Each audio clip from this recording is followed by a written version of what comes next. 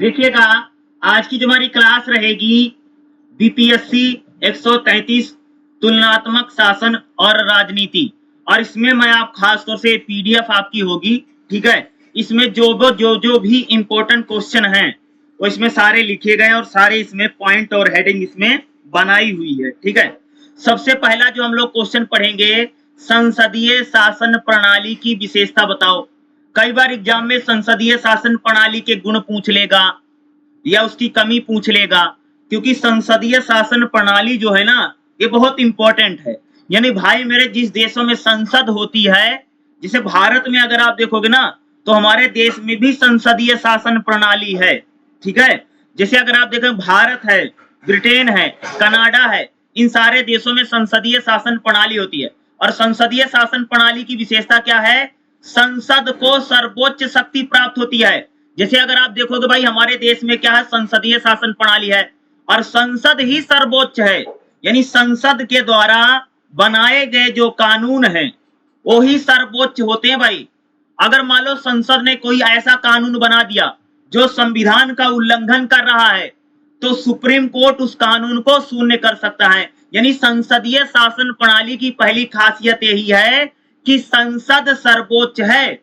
और आपको पता कि हमारे यहाँ पर जो संसद है उसके दो सदन होते हैं, लोकसभा और राज्यसभा, और उसमें राष्ट्रपति भी आते हैं। तो भाई संसद जो कानून बनाएगी, संसद सर्वोच्च है। और कह सकते हो कि संसदीय शासन प्रणाली में जो सारी शक्तियां हैं वो संसद में ही निहित होती हैं। यानी कह सकते कि संसदीय शासन प्रणाली में खासियत यह है कि संसद ही सर्वोपरि है, संसद ही सर्वोच्च है और संसद ही सारे कानूनों को बनाएगी।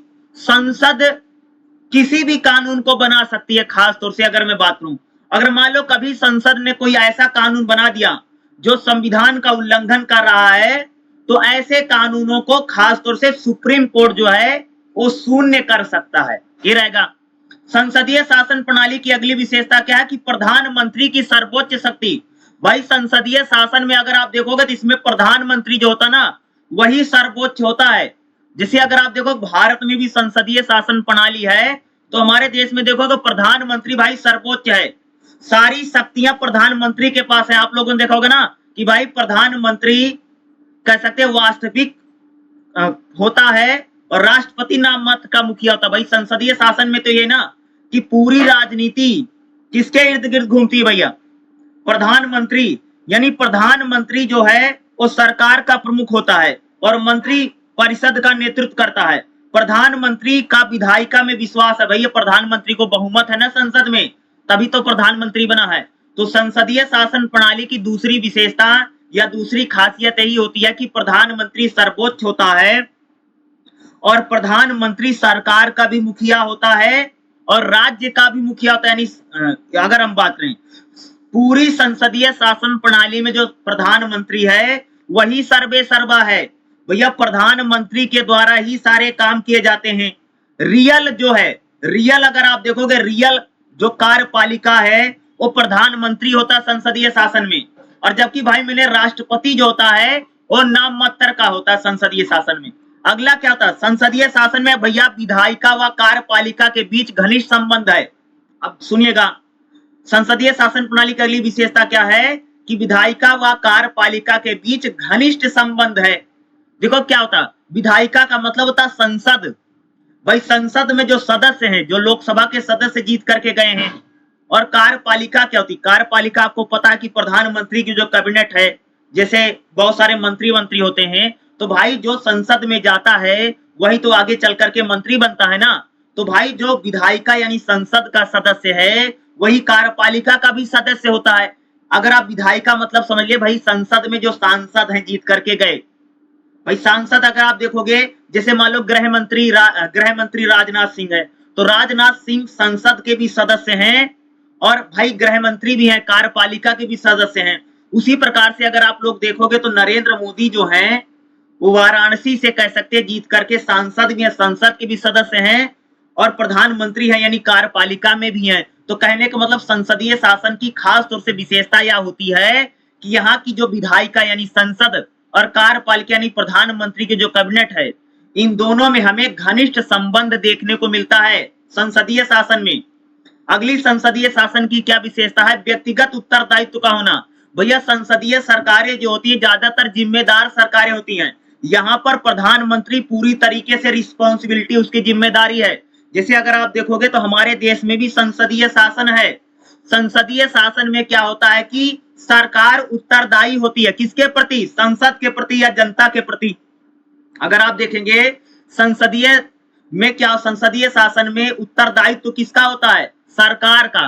देखो हमारे देश में अगर कुछ भी हो जाता है तो भाई हर कोई सवाल किससे पूछता है? सरकार से पूछता है, प्रधानमंत्री से पूछता है। तो संसदीय शासन की खासियत यही होती है कि यहाँ पर उत्तरदायी कौन है? रिस्पॉन्सिबिलिटी किसकी होती है? सरकार की होती है। भाई संसदीय शासन की अगली विशेषता क्या होती है कि राष्ट्रपति नाम मात्र का अध्यक्ष होता है। असली भाई काम तो प्रधानमंत्री करता अपने देश में ना। तो देखो संसदीय शासन में खासियत यही कि राष्ट्रपति जो है वो नाम मात्र का अध्यक्ष होता है। अगर आप देखो हमारे देश में राष्ट्रपति होते हैं, राष्ट्रपति के पास कोई बहुत ज्यादा भाई शक्तियां तो राष्ट्रपति के पास होती हैं, लेकिन राष्ट्रपति के शक्तियों का प्रयोग कौन करता है? प्रधानमंत्री करता है। तो इसलिए कह सकते हो कि भाई मेरे कि संसदीय शासन प्रणाली में क्या होता है कि राष्ट्रपति नाम मात्र का अध्यक्ष होता है। भाई सारे असली काम राष्ट्रपति के शक्तियों का प्रयोग तो प्रधानमंत्री कर रहा है ना।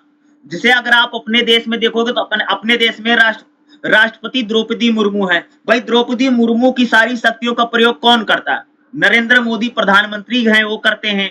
तो भाई जहां पर भी संसदीय शासन होता है वहां पर राष्ट्रपति, यानी जैसे हमारे देश में राष्ट्रपति द्रौपदी मुर्मू है और प्रधानमंत्री नरेंद्र मोदी हैं, तो नरेंद्र मोदी जो है राष्ट्रपति की शक्तियों का प्रयोग करते हैं। इसलिए कहा जाता है कि जो संसदीय शासन प्रणाली होती है वहां पर राष्ट्रपति की शक्तियों का प्रयोग कौन करता है? प्रधानमंत्री करता है। इसलिए जो राष्ट्रपति है वो नाम मात्र का अध्यक्ष होता है। अगला संसदीय शासन प्रणाली की क्या विशेषता है कि कार्यपालिका का कार्यकाल। भाई अगर आप देखोगे जो खास तौर से देखोगे तो संसदीय शासन प्रणाली में का यानी कह सकते कि भाई संसद कब तक रहेगी उसका फिक्स नहीं है। देखो 5 साल के लिए संसद यानी संसदीय शासन प्रणाली में लोगों को चुना जाता है, सरकार को।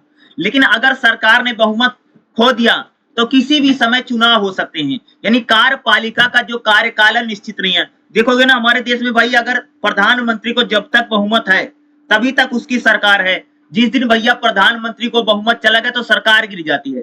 तो यहाँ पर कह सकते हो कि एक चीज ये होती है कि यहाँ पर चुनाव कब हो जाएगा कोई आता पता नहीं होता संसदीय शासन में। यानी अनिश्चित चुनाव है, किसी भी समय चुनाव करवा। वैसे तो 5 साल के बाद चुनाव होता है लेकिन बीच में भी चुनाव हो सकते हैं अगर मान लो सांसद बिक गए या सरकार गिर गई। अगला मंत्री परिषद का निरंकुश न होना। भाई संसदीय शासन में कहता कभी भी जो मंत्री परिषद है, जैसे प्रधानमंत्री के जो मंत्री होते हैं वो कभी भी तानाशाही नहीं हो सकते हैं, क्योंकि संसद ही सर्वोच्च है और संसद के द्वारा बनाए गए कानून ही होते हैं। और संसदीय शासन में राजनीतिक एकता भी देखने को मिलती है। भाई जो संसदीय शासन प्रणाली होती है इसमें अगर आप देखो जो दलगत राजनीति, पार्टी वार्टियां कम होती हैं, लेकिन इसमें राजनीतिक एकता हम लोगों को देखने को मिलती ही मिलती है। तो ये क्या है? संसदीय शासन प्रणाली की खासियत है, विशेषता है। और मुझे लगता है कि संसदीय शासन प्रणाली की जो विशेषताएं हैं वो आपके एग्जाम में पूछी जा सकती हैं। और मैं जैसे अगर संसदीय शासन प्रणाली की बात करूं, यहाँ पर सत्ता का केंद्रीयकरण नहीं होता है। भाई सारी सत्ता ना प्रधानमंत्री के पास नहीं होती है। यानी संसदीय शासन में कहता कि सत्ता का केंद्रीयकरण नहीं है। कुछ सत्ता या कुछ शक्तियां राष्ट्रपति के पास होती हैं, कुछ सत्ता या शक्तियां न्यायपालिका में भी होती हैं। तो भाई यहाँ पर सत्ता जो है सिर्फ एक व्यक्ति के पास नहीं है। संसदीय शासन की अगर बात करें तो भाई संसद ही सर्वोच्च है और संसद के द्वारा बनाए गए सभी कानून मान्य होंगे। संसदीय शासन में भैया सामूहिक उत्तरदायित्व होता है।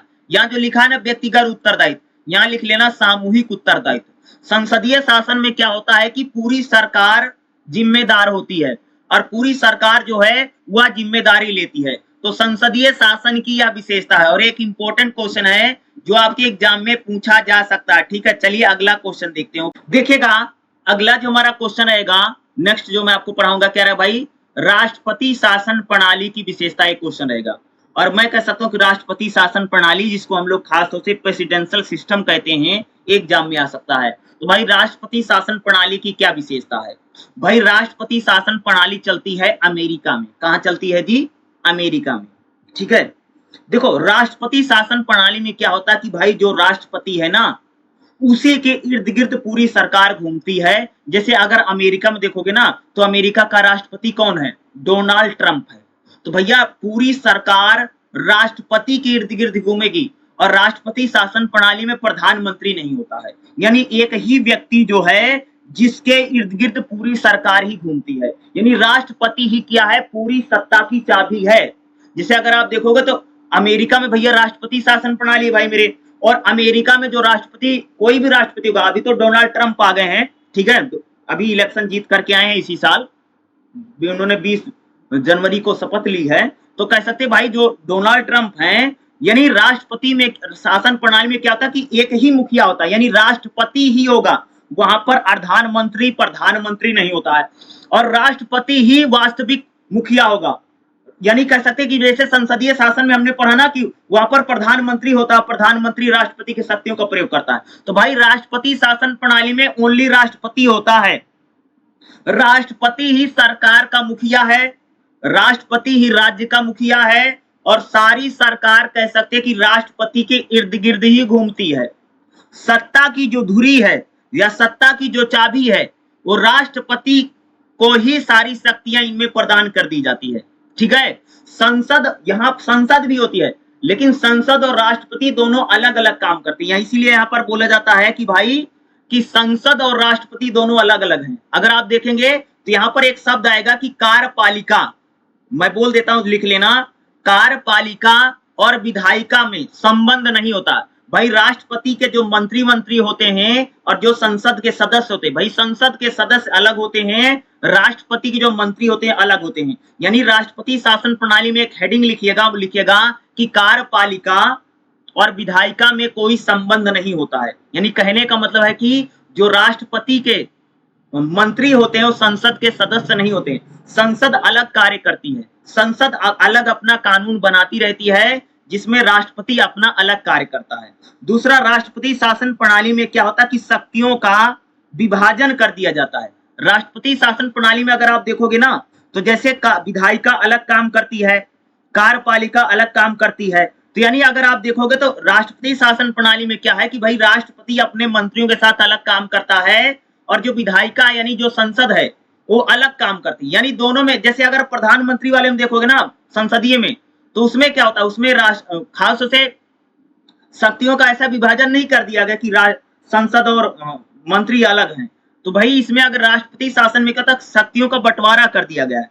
यानी संसद है और जो राष्ट्रपति के मंत्री हैं, ये दोनों अलग अलग होते हैं।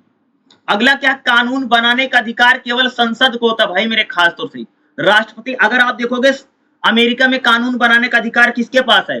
सीधे संसद के पास है, जिसमें राष्ट्रपति दखलंदाजी नहीं करता है, क्योंकि राष्ट्रपति और संसद दोनों अलग अलग होते हैं। भाई संसद के जो सदस्य यानी जो सांसद हैं, उनका चुनाव अलग होता है, राष्ट्रपति का चुनाव वहां पर अलग होता है।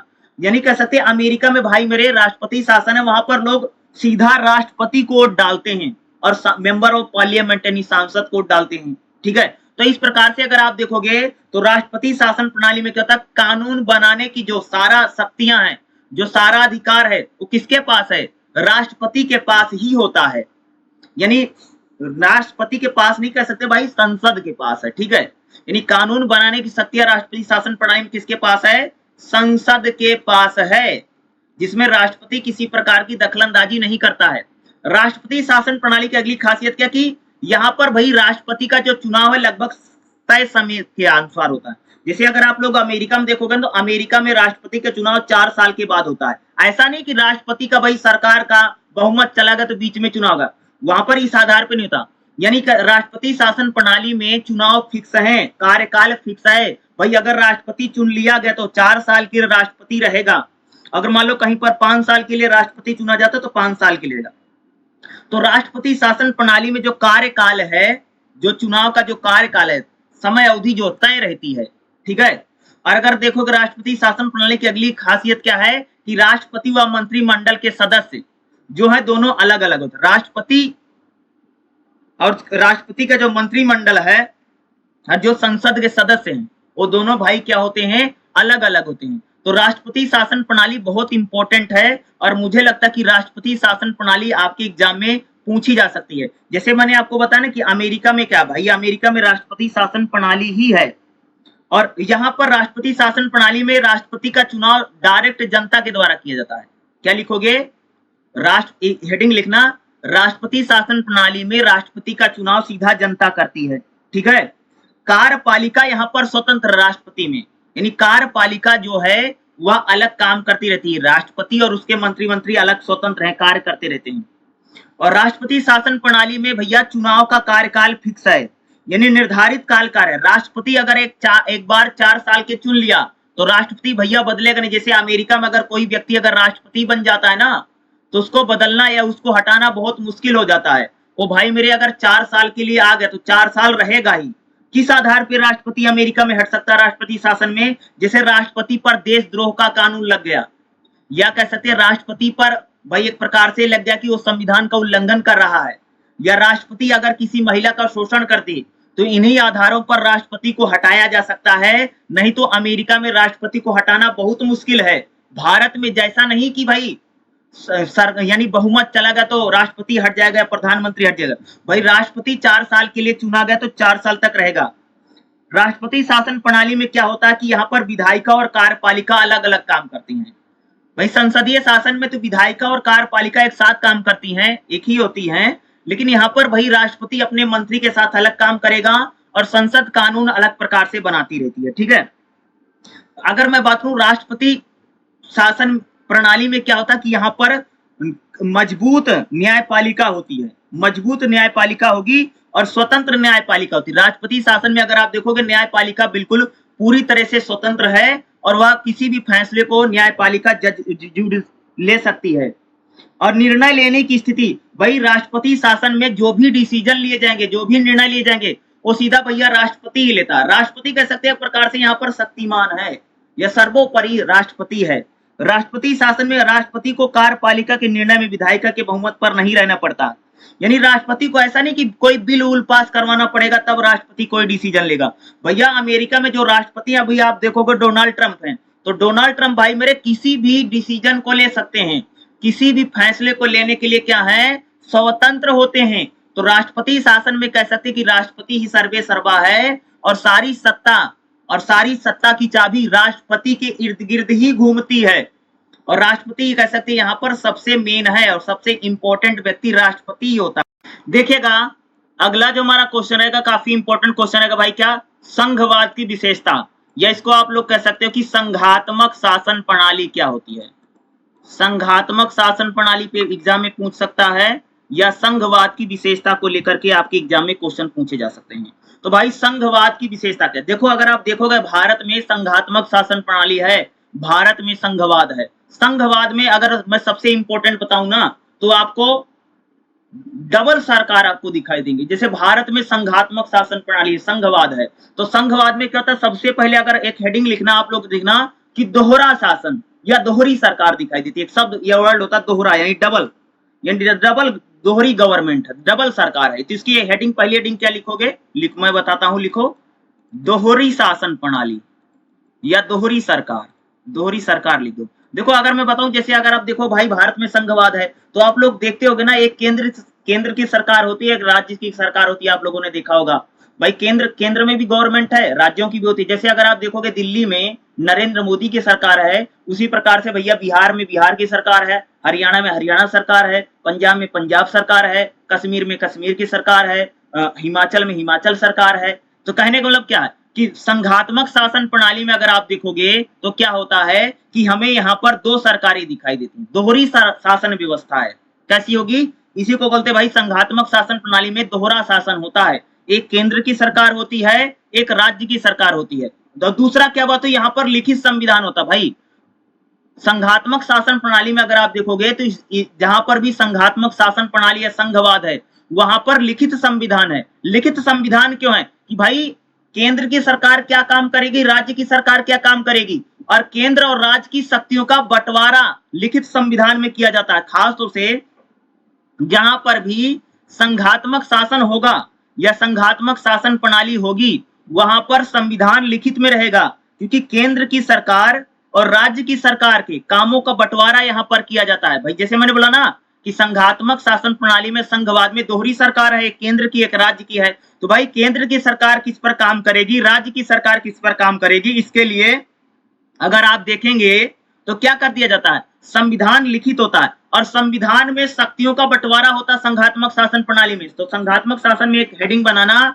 कि लिखित संविधान और संविधान में शक्तियों का बंटवारा किया जाता है। एक हेडिंग और बनाओ, इसमें लिख लेना क्या होता है कि संविधान में लिखित संविधान तो है कि भाई और शक्तियों का बंटवारा भी किया जाता है लिखित संविधान में कि राज्य किस पर काम करेगा और केंद्र सरकार किस कौन कौन से काम करेगी। लिखित संविधान में शक्तियों का बंटवारा होता है। दूसरा अगर आप देखें छोटे राज्यों के लिए बहुत उपयोगी होती है। अगर आप देखोगे कि जैसे अगर कोई छोटा स्टेट है, खासतौर से बड़े स्टेटों के लिए ज्यादा उपयोगी है। अगर मैं बात करूं संघवाद जो है भाई मेरे कह सकते हैं बड़े राज्यों के लिए, ये लिखना छोटा मत लिखो, बड़े राज्यों के लिए उपयोगी है, ठीक है। एकात्मक कह सकते छोटे राज्यों के लिए उपयोगी है। संघवाद जो है जैसे अगर आप देखो भैया भारत बहुत बड़ा स्टेट है, तो भारत में अगर मान लो एक ही सरकार हो, केंद्र की सरकार हो, तो भाई सरकार हर आदमी तक नहीं पहुंच पाएगी।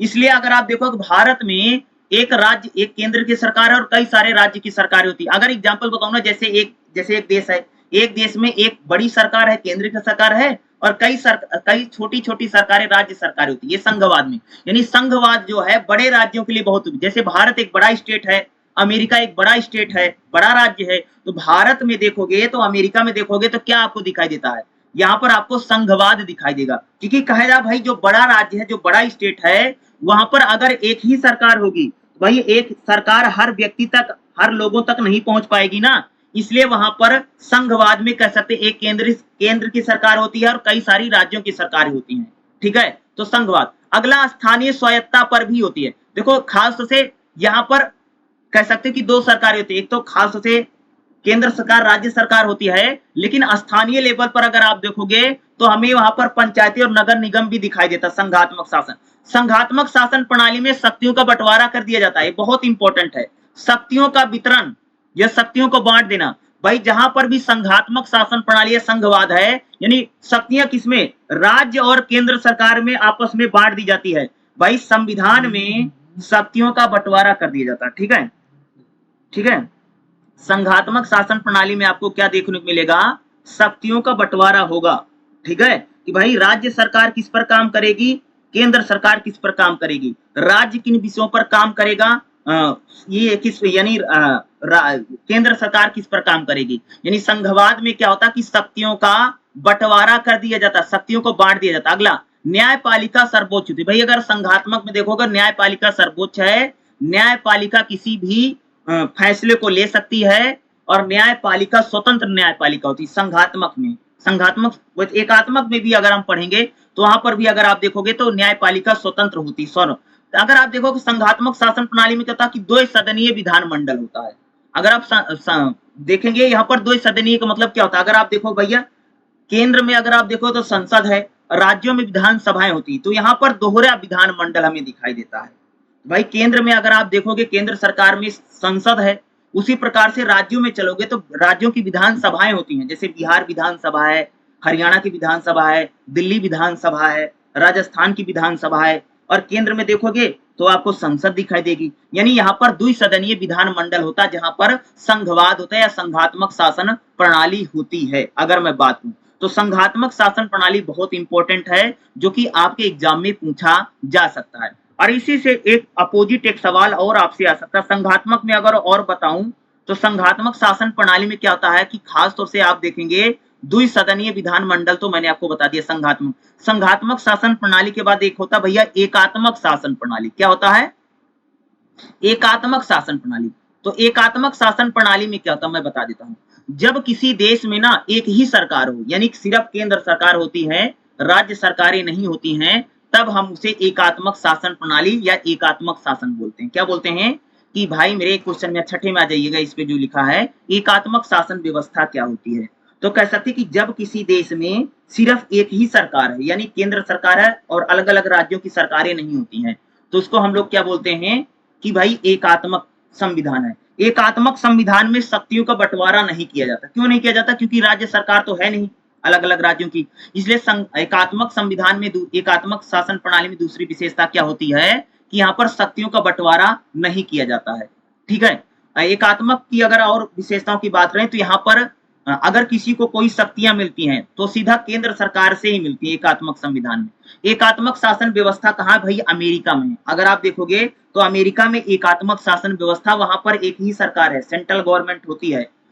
ठीक है, अगर कई देशों में देखोगे तो वहां पर एकात्मक संविधान ही है। एकात्मक संविधान यानी वहां सिर्फ केंद्र सरकार होगी, राज्यों की सरकारें नहीं होती हैं। और एकात्मक शासन में क्या होता है कि शक्तियों का बंटवारा नहीं किया जाता है, ये होता है। एकात्मक संविधान में, एकात्मक शासन प्रणाली में क्या होता है कि यहाँ पर एक खासियत और भी होती है कि केंद्र, सारी शक्तियां केंद्र सरकार के पास होती हैं। अगर किसी राज्य सरकार को अगर कोई शक्तियां दी गई हो तो केंद्र सरकार से दी जाती है। संविधान में शक्तियों का बंटवारा नहीं किया गया है एकात्मक संविधान में। यानी एकात्मक संविधान में राज्यों में संविधान जो उसमें शक्तियों का बंटवारा नहीं होता है। और एकात्मक जहां सरकारी हो वहां पर कह सकते कि एक ही सरकार होगी, वो सिर्फ केंद्र सरकार होती है। और केंद्र सरकार ही पूरी सत्ता को चलाती, पूरी शासन व्यवस्था को चलाने का काम कौन करता है? वो एकात्मक सरकार ही करती है। एकात्मक शासन में अगर मैं बात करूं, यहाँ पर जो चुनाव होता लगभग फिक्स होता भाई। 4 साल या 5 साल के बाद चुनाव करवाए जाते हैं। एकात्मक संविधान की अगर हम बात करें तो एकात्मक संविधान में ये होता है, या एकात्मक शासन में यही लगभग चीज होती है। तो क्योंकि ये थोड़ा सा इंपॉर्टेंट हो सकता है और आपके एग्जाम में एकात्मक और संघात्मक आपके एग्जाम में आ सकता है। देखिएगा अगला जो हमारा क्वेश्चन क्या रहेगा भाई? सत्तावादी शासन। सत्तावादी शासन कह लीजिए या अधिनायकवादी शासन कह लीजिए, दोनों का मतलब एक ही होता है, सत्तावादी शासन या अधिनायकवादी शासन। जहां पर कह सकते भाई मेरे तानाशाही आ गई है, या जहां पर कह सकते हो कि जो शासक हो तानाशाह बन गया है, उसी को सत्तावादी शासन या अधिनायकवादी शासन कहते हैं। ठीक है, तो सत्तावादी शासन अगर आप देखोगे ना, जैसे नॉर्थ कोरिया है ना, वहां पर किम जोंग उन जो है एक प्रकार से कैसा शासन है? वो सत्तावादी शासन है, या उसी को हम लोग भाई कह सकते हैं अधिनायकवादी शासन। भाई अधिनायकवादी शासन या सत्तावादी जो शासन जो होता है ना, सत्ता का केंद्रीयकरण हो जाता है। यानी जो तानाशाह होगा ना, सारी सत्ता उसी के पास आ जाएगी, या सारी शक्तियां उसी में निहित हो जाती हैं। सत्तावादी शासन में ये खास तौर से हम लोगों को खासियत देखने को मिलती है कि सारी शक्तियां जो होती है, यानी सत्ता का केंद्रीयकरण हो जाएगा, यानी सारी पावर किसी एक व्यक्ति में जब आ जाती है, वही तो आगे चल करके भाई मेरे तानाशाह बन जाता। सत्तावादी शासन और अधिनायकवादी शासन का मतलब होता कि जहां पर तानाशाही आ गई है, जहां पर शासक या जो शासन या सरकार है ना क्रूर हो गई है, लोगों को डराती है, लोगों को धमकाती है, लोग डर डर के जी रहे हैं, ऐसा शासन जो व्यवस्था वही सत्तावादी शासन या अधिनायकवादी शासन होता है। सत्तावादी शासन में अगर आप देखोगे ना, राजनीतिक स्वतंत्रता नहीं होती है। यहाँ पर चुनाव नाम मात्र का होता है सत्तावादी शासन में। यानी जो तानाशाह होता है ना, सब लोग उससे डरते हैं, उसके खिलाफ कोई वोट नहीं देता सत्तावादी शासन में या अधिनायकवादी शासन में। यानी अधिनायकवादी या सत्तावादी शासन में या तो चुनाव होते नहीं है भाई, कहीं पर भी अगर सत्तावादी शासन आ गया या अधिनायकवादी शासन यानी तानाशाही आ गई, या तो चुनाव होगा ही नहीं। ठीक है, या अगर कभी मान लो चुनाव हो गया तो चुनाव स्वतंत्र नहीं होता है, उसमें एक प्रकार से जो तानाशाह होगा किसी प्रकार से इलेक्शन जीत ही लेता है। यानी सत्तावादी शासन में अगर आप देखोगे तो राजनीतिक स्वतंत्रता नहीं, तो नागरिकों को किसी प्रकार का कोई अधिकार नहीं होता, नागरिकों को किसी प्रकार की स्वतंत्रता नहीं होती भाई मेरे सत्तावादी शासन में। सत्तावादी शासन में जो नागरिक है, जो सिटीजन है, उसमें भाई हमेशा डर ही रहता है। सत्तावादी शासन या अधिनायकवादी जो शासन होता है, इसमें डर के आधार पर जनता को डरा करके शासन करती है सरकार। सत्तावादी शासन जो है या अधिनायकवादी जो शासन है, इसमें सरकार क्या करती भैया, जनता में डर कायम कर देती। जैसे कहीं पर तानाशाही आ जाएगी, जैसे अगर आप देखोगे, आप लोगों ने हिटलर का नाम सुना होगा, तो हिटलर कैसा शासक है? सत्तावादी शासन है या अधिनायकवादी शासन उसको कहते हैं, जिसमें हिटलर क्या करता भाई, लोगों में डर बना रखा, उस व्यक्ति ने ना लोगों को डरा रखा है। ठीक है, जिस डर के आधार पर वो क्या कर रहा है, पूरी सरकार चला रहा है, पूरी सत्ता चला रहा है। तो सत्तावादी शासन है, जो अधिनायकवादी शासन होता है, इसमें स्वतंत्रता नागरिक को कुछ नहीं होते। सत्तावादी शासन में लोकतंत्र बिल्कुल नहीं होता भाई। सत्तावादी शासन में कहां से लोकतंत्र होगा? यहां तो लोकतंत्र को पूरी तरह से समाप्त कर दिया जाता है। सत्तावादी शासन में नागरिकों को किसी प्रकार का अधिकार नहीं है। सत्तावादी शासन या अधिनायकवादी शासन में कह सकती कि लोकतंत्र नहीं होता है, लोकतंत्र खत्म हो जाता है, लोकतांत्रिक संस्थाएं नाम मात्र की हो जाती हैं। जैसे यहाँ पर न्यायपालिका वालिका अगर होगी तो सिर्फ वो जो तानाशाह है उसी की बात मानेगी, सत्तावादी शासन में नागरिकों के अधिकार यानी आम जनता को किसी प्रकार के अधिकार नहीं होते सत्तावादी शासन में। सत्तावादी शासन में क्या होता कि जो नागरिक हैं भाई आम जनता को किसी प्रकार का कोई अधिकार नहीं है, ठीक है। जो तानाशाह चाहेगा वही काम होगा, वो सिर्फ डर और खौफ पर अपना पूरा प्रशासन चलाता। सत्तावादी शासन, सत्तावादी शासन और अधिनायकवादी शासन एक ही चीज है, बस थोड़ा सा डिफरेंस है। अगर पूछेगा कभी सत्तावादी या अधिनायकवादी है तो जो मैं बता रहा हूं ये लिखना है। भाई अधिनायकवादी या सत्तावादी शासन में क्या है कि नागरिकों के अधिकारों का बिल्कुल खत्म कर दिया। सत्तावादी शासन में जो सत्ता या सरकार होती है उसमें किसी प्रकार का अनुशासन नहीं है, वो जनता को डरा करके धमका करके मार पीट करके या कह सकते कि बंदूक के नोक पर शासन चलता। सत्तावादी शासन, सत्तावादी शासन में जब कोई राजा या शासक चुनाव जीतने के बाद तानाशाह बन जाता है और तानाशाही चलने लग जाती है, उसी को सत्तावादी शासन में नागरिकों को कोई स्वतंत्रता नहीं है, उनको चुनाव वोट डालने की कोई स्वतंत्रता होती है। सत्तावादी शासन में कह सकते अगर किसी के पास ज्यादा पैसा हो जाएगा तो सरकार उससे पैसा छीन लेगी। कह सकते सत्तावादी शासन में बहुत ज्यादा टैक्स लगा दिया जाता है, नागरिकों को जबरदस्ती कई बार जेल में डाल दिया जाता है। सत्तावादी शासन में अगर सरकार की अगर आपने आलोचना कर दी, अगर आपने सरकार या शासक की अगर आपने बुराई कर दी तो आपको सरकार जेल में डाल सकती है।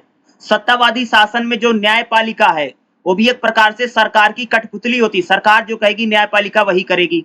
सत्तावादी शासन में नागरिकों को न तो आने जाने का न तो घूमने फिरने का कोई भी अधिकार नहीं होता। सत्तावादी शासन में चुनाव नहीं होते हैं, अगर चुनाव कभी हो भी गया तो एक प्रकार से नाम मात्र का चुनाव दिखावा होता है। सत्तावादी शासन में चुनाव दिखावा होता है। सत्तावादी शासन में एक ही व्यक्ति के पास सारी शक्तियां आ जाती हैं और तानाशाह बन करके शासन करने लग जाता है। तो सत्तावादी शासन आपके लिए भाई मेरे बहुत इंपॉर्टेंट है और एग्जाम में इसको पूछा जा सकता है। अगला होता भैया सैनिक शासन, जहां पर जिस राज्य में सेना आकर के शासन करने लग जाए इसे बोलते भाई सैनिक शासन।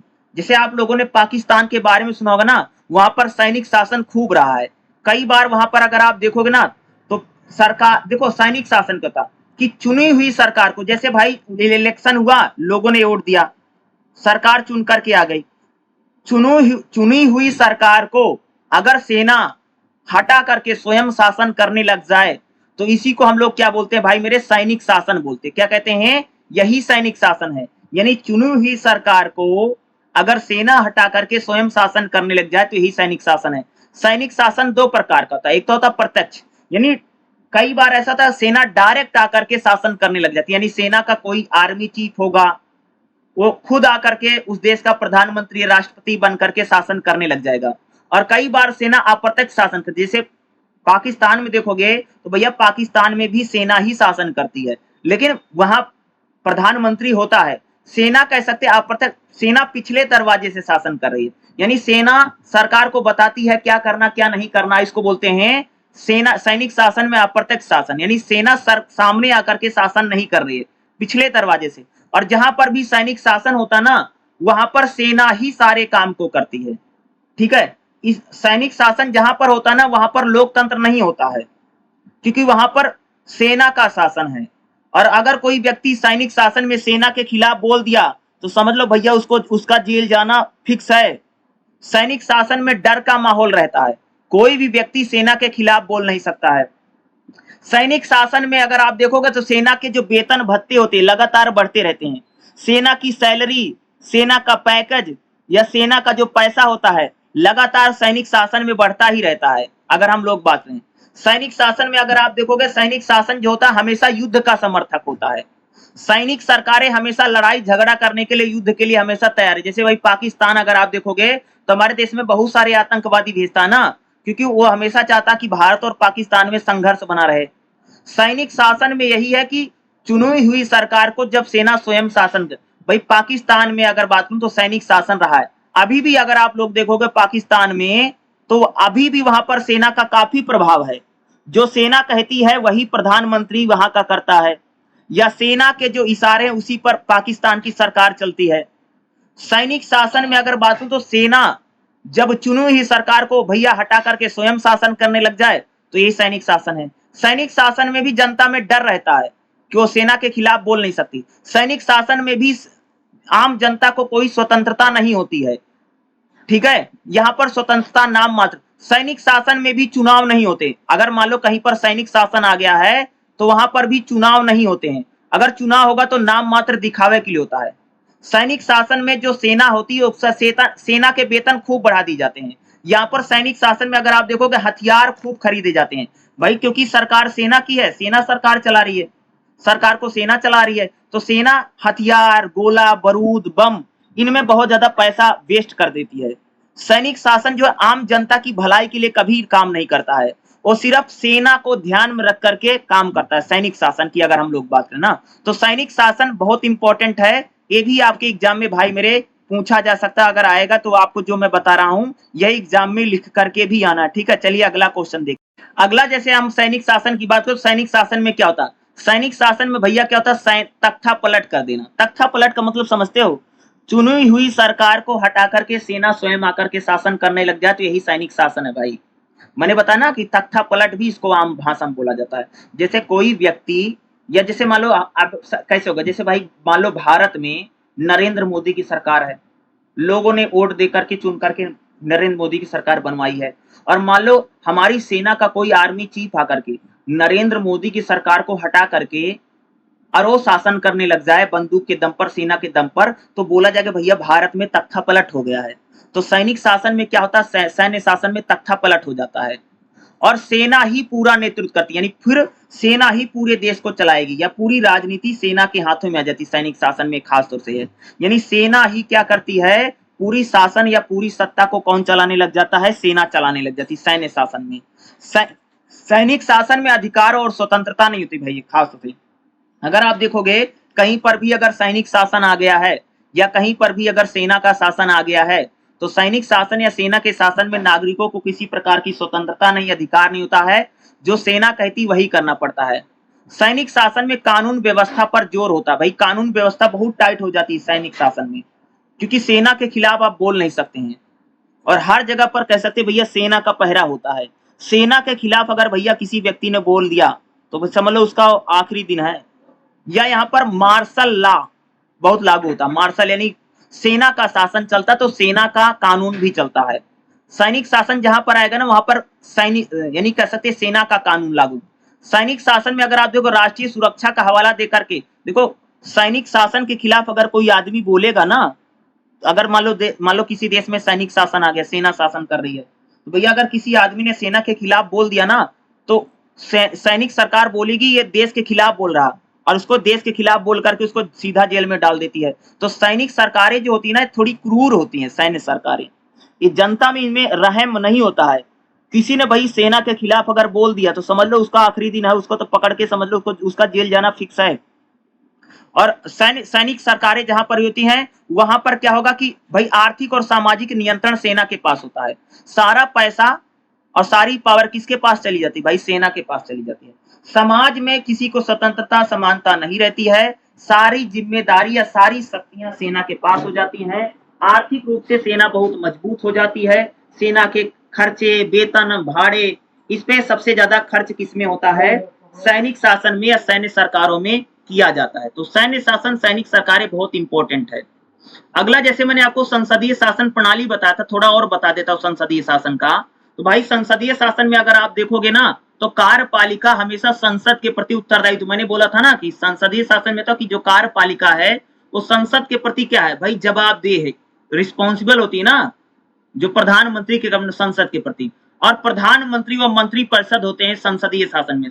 संसदीय शासन में जो प्रधानमंत्री है वही कह सकते कि वास्तविक कार्यपालिका होता है, और उसके मंत्री होते हैं।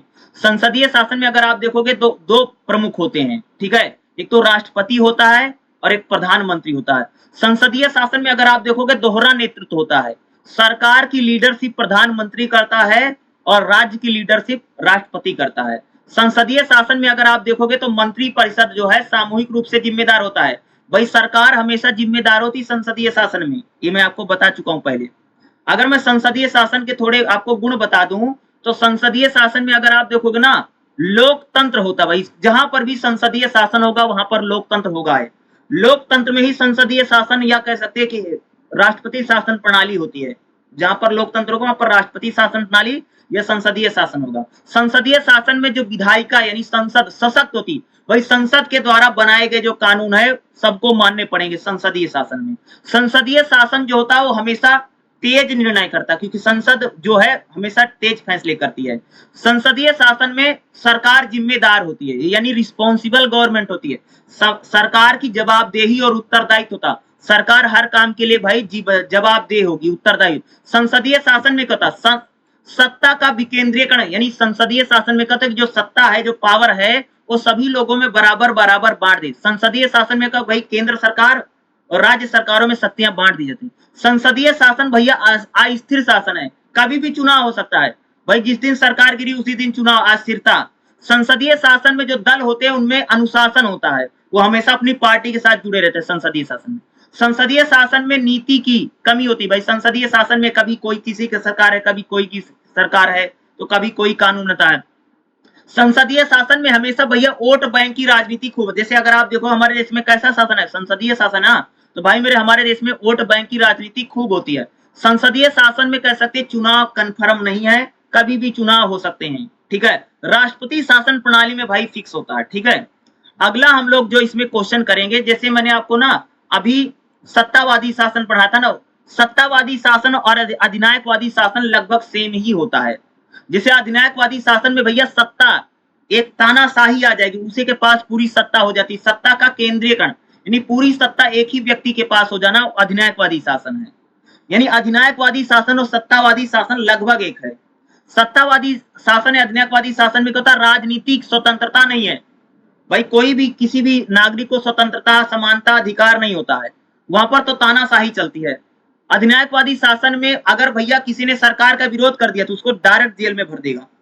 सरकार की दमनकारी नीतियां होती, सरकार किसी को भी भैया बर्दाश्त नहीं करती। सत्तावादी या अधिनायकवादी शासन जहां पर भी रहेगा, सरकार किसी भी व्यक्ति को बर्दाश्त नहीं करेगी, उसको डायरेक्ट देश निकाला इस प्रकार की दे देगी।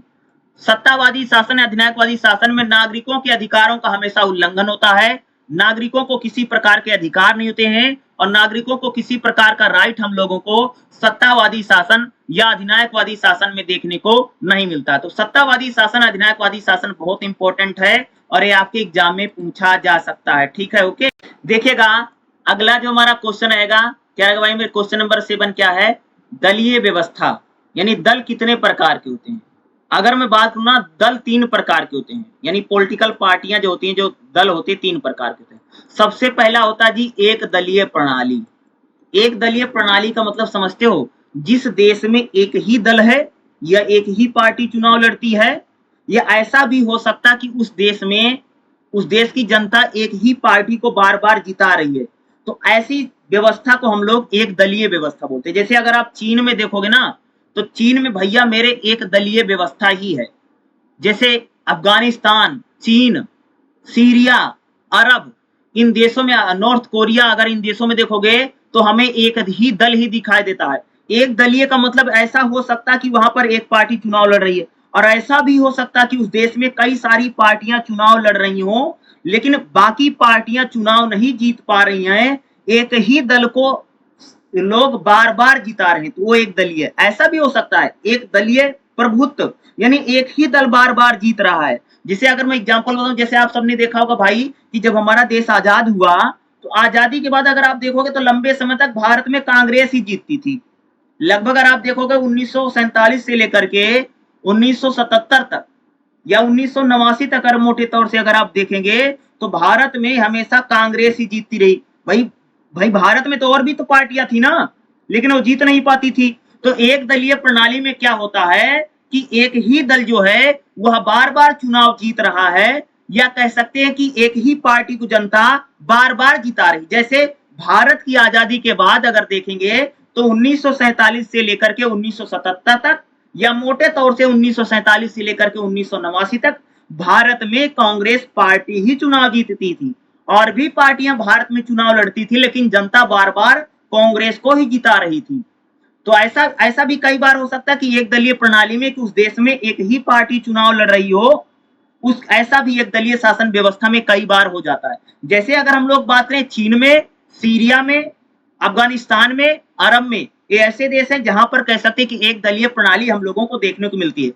अगला भैया द्विदलीय प्रणाली। द्विदलीय प्रणाली का मतलब होता है कि जिस देश में दो पार्टियां चुनाव लड़ती हैं, या ऐसा हो सकता है कि जिस देश के लोग दो ही पार्टियों को बार बार जिता रहे हैं। जैसे अगर आप देखोगे, जैसे अमेरिका है या ब्रिटेन है, ठीक है, अमेरिका और ब्रिटेन में अगर आप देखोगे तो वहां पर दो ही पार्टियां चुनाव लड़ती हैं। एक दो दलीय प्रणाली में क्या था कि एक पार्टी चुनाव जीत करके सत्ता में बैठ जाती है और दूसरी पार्टी विपक्ष में होती है। दो दलीय प्रणाली में हो सकता है कि ऐसा भी हो सकता है कि उस देश के लोग सिर्फ दो ही पार्टियों को जिता रहे हैं, बाकी और पार्टियां चुनाव लड़ रही हैं लेकिन वो चुनाव जीत नहीं पा रही हैं। सिर्फ दो ही पार्टी बार बार चुनाव जीत करके सत्ता में जा रही हैं, इसलिए ऐसी व्यवस्था को दो दलीय व्यवस्था कहते हैं। यानी जिस शासन व्यवस्था में दो दल ही चुनाव जीत रहे हैं, या जिस शासन व्यवस्था में दो दल ही बार बार विन कर रहे हैं, बार बार जीत रहे हैं, जैसे अमेरिका और ब्रिटेन में हम लोगों को दो दलीय शासन व्यवस्था देखने को मिलती है कि वहां पर अगर हम लोग देखेंगे तो बार बार दो ही पार्टियां चुनाव को जीतती हैं, या इलेक्शन में अगर आप देखेंगे दो ही दल, कह सकते हैं कि दो ही दलों का प्रभुत्व हम लोगों को वहां पर देखने को मिलता है। बार बार दो ही सरकार, दो ही पार्टियां बार बार चुनाव जीत रही, दो दलीय है। अगला तो भाई मेरे बहुदलीय प्रणाली। बहुदलीय प्रणाली का मतलब जहां पर चुनाव में बहुत सारी पार्टियां चुनाव लड़ती हैं और जब सरकार बनती है तो सरकार किसी एक पार्टी की नहीं, दो तीन पार्टियां मिलकर के सरकार बनाती हैं, उसे हम बहुदलीय व्यवस्था कहते हैं। जैसे अगर आप देखोगे इंडिया, भारत में, पाकिस्तान में, श्रीलंका में, बांग्लादेश में, इन सारे देशों में अगर आप देखोगे तो बहुदलीय शासन प्रणाली है। बहुदलीय शासन प्रणाली का मतलब होता है कि जहां पर बहुत सारी पार्टियां चुनाव लड़ रही हैं और जब चुनाव हो जाता तो सरकार बनाने में एक या एक से अधिक पार्टियां सरकार मिलकर के सरकार बना रही, यानी सरकार बनाने में जब एक से अधिक पार्टियां शामिल होती हैं तब हम उसको बहुदलीय शासन व्यवस्था कहते हैं। और ऐसा भी हो सकता है कि चुनाव में बहुत सारी पार्टियां पार्टिसिपेट कर रही हैं, तो इसको भी हम लोग बहुदलीय शासन व्यवस्था कहते हैं। भाई भारत में अगर आप देखोगे जब चुनाव होता है जिसमें बीजेपी, कांग्रेस, आम आदमी पार्टी, आरजेडी, समाजवादी पार्टी, आम आदमी पार्टी, बहुत सारी पार्टियां चुनाव लड़ती है ना, तो भारत में कैसी व्यवस्था है? भाई भारत में बहुदलीय शासन व्यवस्था है। इंडिया में जब इलेक्शन होता तो अगर आप लोग देखेंगे तो चुनाव में ज्यादा से ज्यादा पार्टियां या ज्यादा से ज्यादा राजनीतिक दल भाग लेते हैं चुनाव में, तब हम इसको कह रहे हैं कि भाई भारत में जो है वह एक बहुदलीय व्यवस्था है और चुनाव के समय एक से अधिक दल चुनाव लड़ते हैं, दो या दो से अधिक दल चुनाव में भाग लेते हैं। अगर आप देखोगे हमारे यहाँ पर सरकार भी जब बनती है तो कई बार बहुमत गठबंधन सरकार बनती है, तो इसे भी बहुदलीय व्यवस्था ही कहा जाता है। तो दल और दलीय व्यवस्था काफी इंपॉर्टेंट है और इससे भी आपके एग्जाम में क्वेश्चन आ सकते हैं। ठीक है, देखिएगा अगला जो हमारा क्वेश्चन रहेगा भाई मेरे क्या रहे, दबाव समूह। देखो दबाव समूह का मतलब होता है कि अगर हम लोग बात करें जो सरकार पर किसी प्रकार का दबाव बनाते हैं उसी को दबाव समूह बनते हैं, यानी अपनी मांगों को लेकर के, अपने मुद्दों को लेकर के जो दबाव समूह कहते हैं। जैसे किसान वर्ग है, मजदूर वर्ग है, विद्यार्थी वर्ग है, व्यापारी वर्ग है, जब अपनी मांगों को लेकर के धरना प्रदर्शन करते हैं या आंदोलन करते हैं तो इन्हीं चीजों को हम दबाव समूह कहते हैं। जैसे किसान जो है एक दबाव समूह है, ठीक है। विद्यार्थी जो होते हैं जैसे एबीवीपी है, ये दबाव समूह है, ठीक है। तो दबाव समूह कितने प्रकार के होते हैं? राजनीतिक दल अलग बात है। राजनीतिक दल तो भाई कह सकते हैं कि सीधा सरकार बना करके ही सरकार में भाग लेते हैं, चुनाव लड़ते हैं। दबाव समूह जो है वो सरकार में भाग नहीं लेते हैं, बल्कि वो सरकार से बाहर रह करके अपनी बातें मनवाने का प्रयास करता है दबाव समूह। दबाव समूह कभी भी सरकार नहीं बनाते हैं, ना तो सरकार में भाग लेते हैं, ना तो चुनाव लड़ते हैं। राजनीतिक दल चुनाव लड़ते हैं, राजनीतिक दल सरकार बनाते हैं। राजनीतिक दल जो है अपने हितों को पूरा करने के लिए वो सीधा सत्ता में आते हैं। दबाव समूह क्या है? दबाव समूह कह सकते कि जब कुछ लोग अपने समान हितों को लेकर के, अपने समान मुद्दों को लेकर के जब एकजुट होते हैं, जब धरना प्रदर्शन करते हैं, उसी को हम दबाव समूह कहते हैं। जैसे पहला दबाव समूह क्या है भैया? जैसे संस्थागत दबाव समूह। संस्था मतलब समझते हो, जैसे वकीलों का दबाव समूह होता है, बैंक वालों का दबाव समूह होता है, डॉक्टरों का दबाव समूह होता है, आईएएस और आईपीएस जो होते हैं इनका जो दबाव समूह होता है संस्थागत दबाव समूह। यानी संस्थागत दबाव समूह का मतलब होता है कि जो सरकारी विभाग है, जैसे अगर आप देखोगे वकीलों का दबाव समूह भैया संस्थागत दबाव समूह, वकीलों का भी दबाव समूह होता ना, जो एक प्रकार से कह सकते हो कि कई बार धरना प्रदर्शन करते हैं। बैंक वाले अपनी सैलरी वैलरी बढ़ाने के लिए जब धरना प्रदर्शन करते हैं, डॉक्टर भी कई बार धरना प्रदर्शन करते हैं। तो एक टीचर जो हैं यानी टीचरों का भी समूह होता है। ये लोग जब किसी प्रकार का धरना करते, अपनी बातों मनवाते हैं, तो उसको दबाव समूह कहा जाता है। दबाव समूह का मतलब यानी अपने समान हितों को लेकर के जब लोग एकजुट होकर के कोई ग्रुप बना लेते हैं, तो वही दबाव समूह है। जैसे भाई डॉक्टरों ने भी अपना ग्रुप बना रखा है ना, कि जब कोई बात होती है तो धरना प्रदर्शन करने लग जाता है, धरना देने लग जाता है। तो संस्था का दबाव समूह का मतलब डॉक्टरों का दबाव समूह, वकीलों का दबाव समूह, पुलिस वालों का दबाव समूह, बैंक वालों का दबाव समूह, संस्था का। अगला होता भाई मेरे सामुदायिक दबाव समूह। सामुदायिक यानी जैसे छात्रों का दबाव समूह, किसानों का दबाव समूह, ये समुदाय है। जैसे छात्रों ने अपने संगठन बना रखे ना, छात्र संगठन होते हैं, जैसे एबीवीपी, अखिल भारतीय विद्यार्थी परिषद, एनएसयूआई। तो क्या है ये सामुदायिक दबाव समूह? कौन से होते हैं? जैसे छात्रों का दबाव समूह, किसानों का दबाव समूह, जैसे भारतीय किसान संघ, किसान मोर्चा, मजदूरों का दबाव समूह, व्यापारियों का दबाव समूह। तो भाई इसके भी दबाव समूह होते हैं ना, जो व्यापारी वर्ग होता है वो भी अपना दबाव समूह बना रखा है, छात्रों ने भी अपना दबाव समूह बना रखा है, ठीक है, किसानों ने भी भैया अपना दबाव समूह बना रखा है। तो कैसे दबाव समूह होते हैं? ये सामुदायिक दबाव समूह होते हैं, यानी जो किसी समुदाय से। ये अगला होता भैया गैर सामुदायिक दबाव समूह, यानी जो जाति धर्म के आधार पर दबाव समूह बने हैं। जैसे अगर बताऊं, जैसे अगर बात करूं, जैसे भीम आर्मी, आरएसएस, विश्व हिंदू परिषद, बजरंग दल, एक ऐसे दबाव समूह है। एक गैर सामुदायिक दबाव समूह यानी जो जाति को लेकर के या किसी धर्म को लेकर के, जाति और धर्म को लेकर के जो दबाव समूह बनते हैं, उसे हम क्या कहते हैं भाई मेरे? गैर सामुदायिक दबाव समूह कहा जाता है। यानी वो किसी जाति को लेकर, जैसे भीम आर्मी ने बना रखा है, जाठों ने बना रखा है, जैसे यादव हैं उन्होंने भी अपना एक दबाव ग्रुप संगठन बना रखा है, दलितों ने भी अपना संगठन बना रखा है, ठीक है। अगर बात करें, ब्राह्मणों ने अपना संगठन बना रखा है, ब्राह्मण सभा, ठीक है। और जैसे बात करें, जैसे मैंने बताया ना, भीम आर्मी मैंने बताया, गुरुद्वारा प्रबंधन कमेटी मैंने बताया, ठीक है। तो इस प्रकार से जाति और धर्म को लेकर के जब कोई दबाव समूह बनता है, तो उसको हम क्या बोलते हैं भाई? गैर सामुदायिक दबाव समूह। अगला होता जी चमत्कारिक और प्रदर्शनात्मक दबाव। चमत्कारिक दबाव समूह का मतलब होता है भाई मेरे, कह सकते हो कि जैसे मान लो कि अचानक से कोई दबाव समूह बन गया। जैसे भाई मान लो किसी गांव से कोई सड़क बन रही है और पूरा गांव इकट्ठा होकर के धरना देने लग गया कि सड़क नहीं बनने देंगे। तो ये क्या है? चमत्कारिक दबाव समूह। जैसे मान लो कहीं रोड एक्सीडेंट हो गया है, रोड एक्सीडेंट में किसी की जान चली गई और वहां के आसपास के लोग धरना प्रदर्शन करने लग गए, तो भैया चमत्कारिक दबाव समूह होता है। यानी अचानक से जब कोई दबाव समूह प्रकट हो जाता है और प्रदर्शन करने लग जाता है। यानी जैसे अगर आप देखोगे, जैसे कई बार जो छात्र होते हैं वो जैसे पेपर लीक हो गया, नौकरियों के लिए धरना प्रदर्शन करने लग जाते हैं। तो ये चमत्कारिक दबाव समूह, यानी पहले से दबाव समूह बना नहीं है, अचानक कोई स्थिति या सिचुएशन आई, लोगों ने धरना देना शुरू कर दिया। जैसे भाई कोई गांव है, क्या है, कोई विलेज गांव है, गांव में भैया एक मान लो कि वहां पर केमिकल का प्लांट लगना है और केमिकल से खतरा भी है, इसलिए गांव के लोग वहां पर उस प्लांट को, केमिकल प्लांट लगने नहीं दे रहे हैं, वो धरना पर दे। तो क्या है? चमत्कारिक दबाव समूह। दबाव समूह के लोग क्या करते हैं? दबाव समूह की भैया पद्धति, दबाव समूह के लोग सरकार पर दबाव कैसे डालते हैं या दबाव डालने का उनका क्या क्या तरीका है, दबाव समूह के क्या क्या पद्धतियां। भाई दबाव समूह के लोग, अगर हम लोग बात करें, लॉबिंग करते हैं, यानी अपने पक्ष को मजबूत करते हैं, अपने पक्ष में जनता को जागरूक करते हैं और एक प्रकार से माहौल बनाने का प्रयास दबाव समूह करता है। दबाव समूह क्या करते हैं? जनमत का निर्माण करते हैं, यानी अपने बातों को जनता तक पहुंचाते हैं और सरकार के खिलाफ एक प्रकार से लोगों को इकट्ठा करने का काम कौन करता है? दबाव समूह क्या करते हैं भैया? आंदोलन करते हैं, बड़े बड़े धरना प्रदर्शन करते हैं दबाव समूह। जैसे रेल रोको आंदोलन, सड़क जाम, चक्का जाम, इस प्रकार का काम कौन करता है भाई? दबाव समूह से करते हैं ना। प्रचार करते हैं अपने बारे में, प्रचार करें कि सरकार ऐसी है वैसी है। जैसे अगर आप लोगों ने 2021 और 22 में देखा होगा कि दिल्ली के आसपास किसानों ने बहुत बड़ा आंदोलन किया, तो क्या था?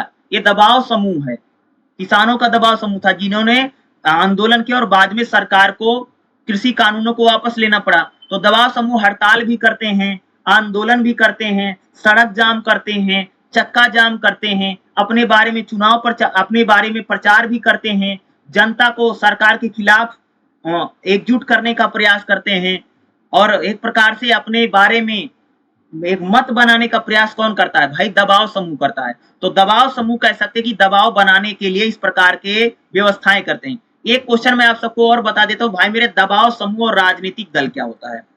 दबाव समूह और राजनीतिक दल, देखो राजनीतिक दल जो है सीधा चुनाव लड़ते हैं, सरकार बनाते हैं और अपने उद्देश्यों को पूरा करते हैं और ये लोग सरकार में भाग लेते हैं राजनीतिक। दबाव समूह जो है वो सिर्फ बाहर से सरकार पर दबाव डाल करके अपनी बातें मनवाने का काम करता है। दबाव समूह कभी भी चुनाव नहीं लड़ते हैं, दबाव समूह कभी भी सरकार में नहीं शामिल होते हैं। दबाव समूह कह सकते हैं कि लोग, दबाव समूह में जो लोग हैं ना उनके एक ही हित हैं, उनका एक ही मत है, अरे उनका एक ही कोई विचार है या उनका कोई एक ही मुद्दा उसको लेकर के दबाव समूह को लेकर एकजुट होते हैं और अपना ग्रुप या संगठन बनाते हैं और सरकार पर दबाव डालते हैं ताकि सरकार उनकी बात मान ले। इस प्रकार का काम दबाव समूह करता है। परंतु जो राजनीतिक दल होता ना, उसका भी एक संगठन है, उसका भी एक विचार है, लेकिन इनका जो विचार है, इनका जो काम करने का तरीका बहुत लंबा होता है। राजनीतिक दल सीधा सरकार में जाकर के अपने लोगों की कामों को करते हैं। राजनीतिक दल सरकार में शामिल होकर के अपनी नीतियों को, अपने उद्देश्यों को पूरा करता है।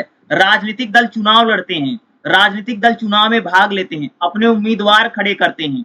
राजनीतिक दल कह सकते हैं, राजनीतिक दलों की जो कार्य करने का तरीका बहुत लंबा है। राजनीतिक दलों का जो प्लान होता है लंबा प्लान होता है।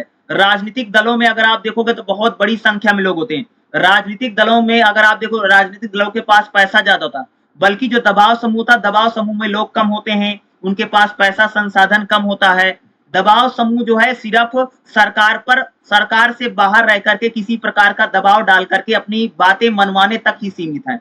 लेकिन राजनीतिक दल तो भैया सीधा चुनाव में एंट्री करते हैं, इलेक्शन लड़ते हैं और चुनाव लड़ते हैं और अपने हितों को पूरा करने का प्रयास कौन करता है? राजनीतिक दल करता है। तो कई बार एग्जाम में राजनीतिक दल और दबाव समूह में भी लेकर के कोई क्वेश्चन आपसे पूछा जा सकता है। तो दबाव समूह वाला क्वेश्चन मुझे लगता है बहुत इंपॉर्टेंट है और दबाव समूह का क्वेश्चन आपके एग्जाम में आ सकता है और पूछा भी जा सकता है। ठीक है, जैसे अगर बात करूं तो यहाँ पर एक क्वेश्चन देखो गया है, दबाव समूह के प्रकार। तो जैसे भाई क्या होता है? व्यवसायिक दबाव समूह, जैसे जो व्यावसायिक है, जैसे व्यापारी हैं, इनका भी दबाव समूह होता है। अगर आप देखोगे ना, व्यापारियों ने अपना दबाव समूह बना रखा है।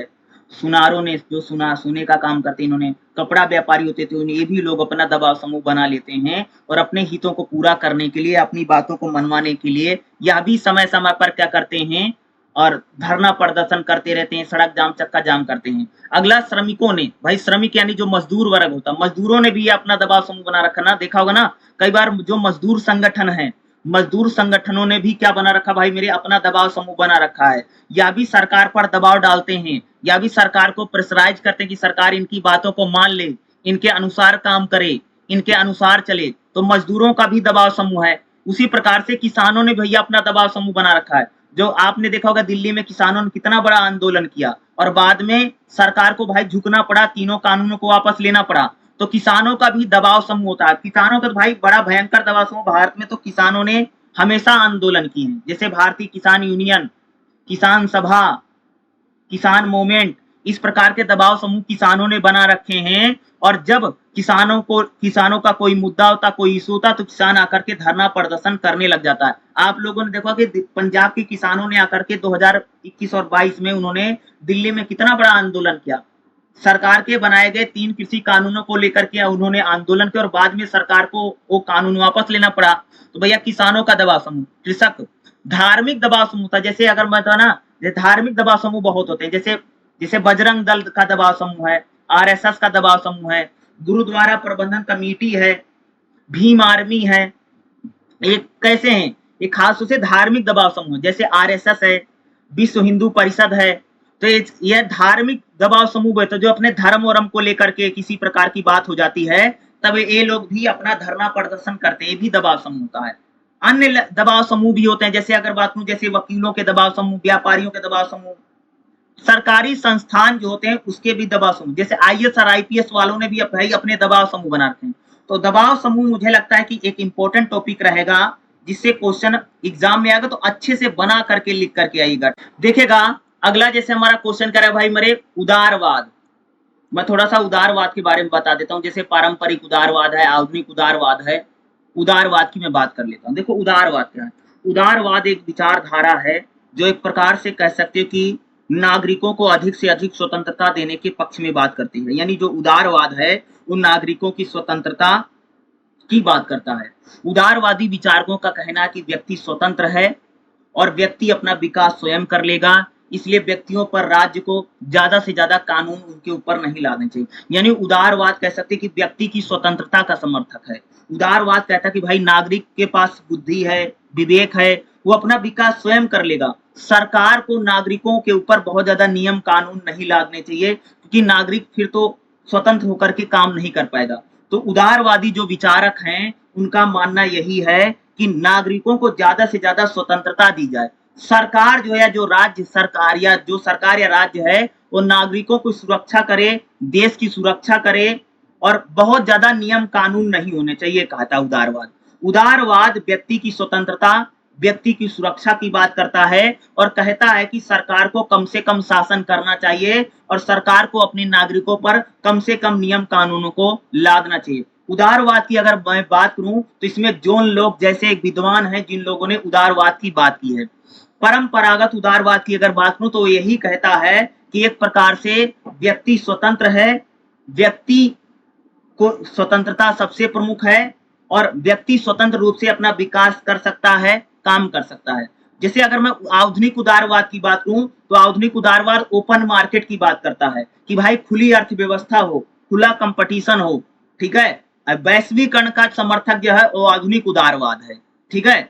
अगर बात करूं तो वैश्वीकरण का समर्थक कौन है? वो आधुनिक उदारवाद है। यानी उदारवादी जो विचारक हैं वो नियम कानूनों के बहुत ज्यादा बात नहीं करते। यानी कहते हैं कि सरकार को नागरिकों पर कम से कम नियम या कानूनों को लगाना चाहिए।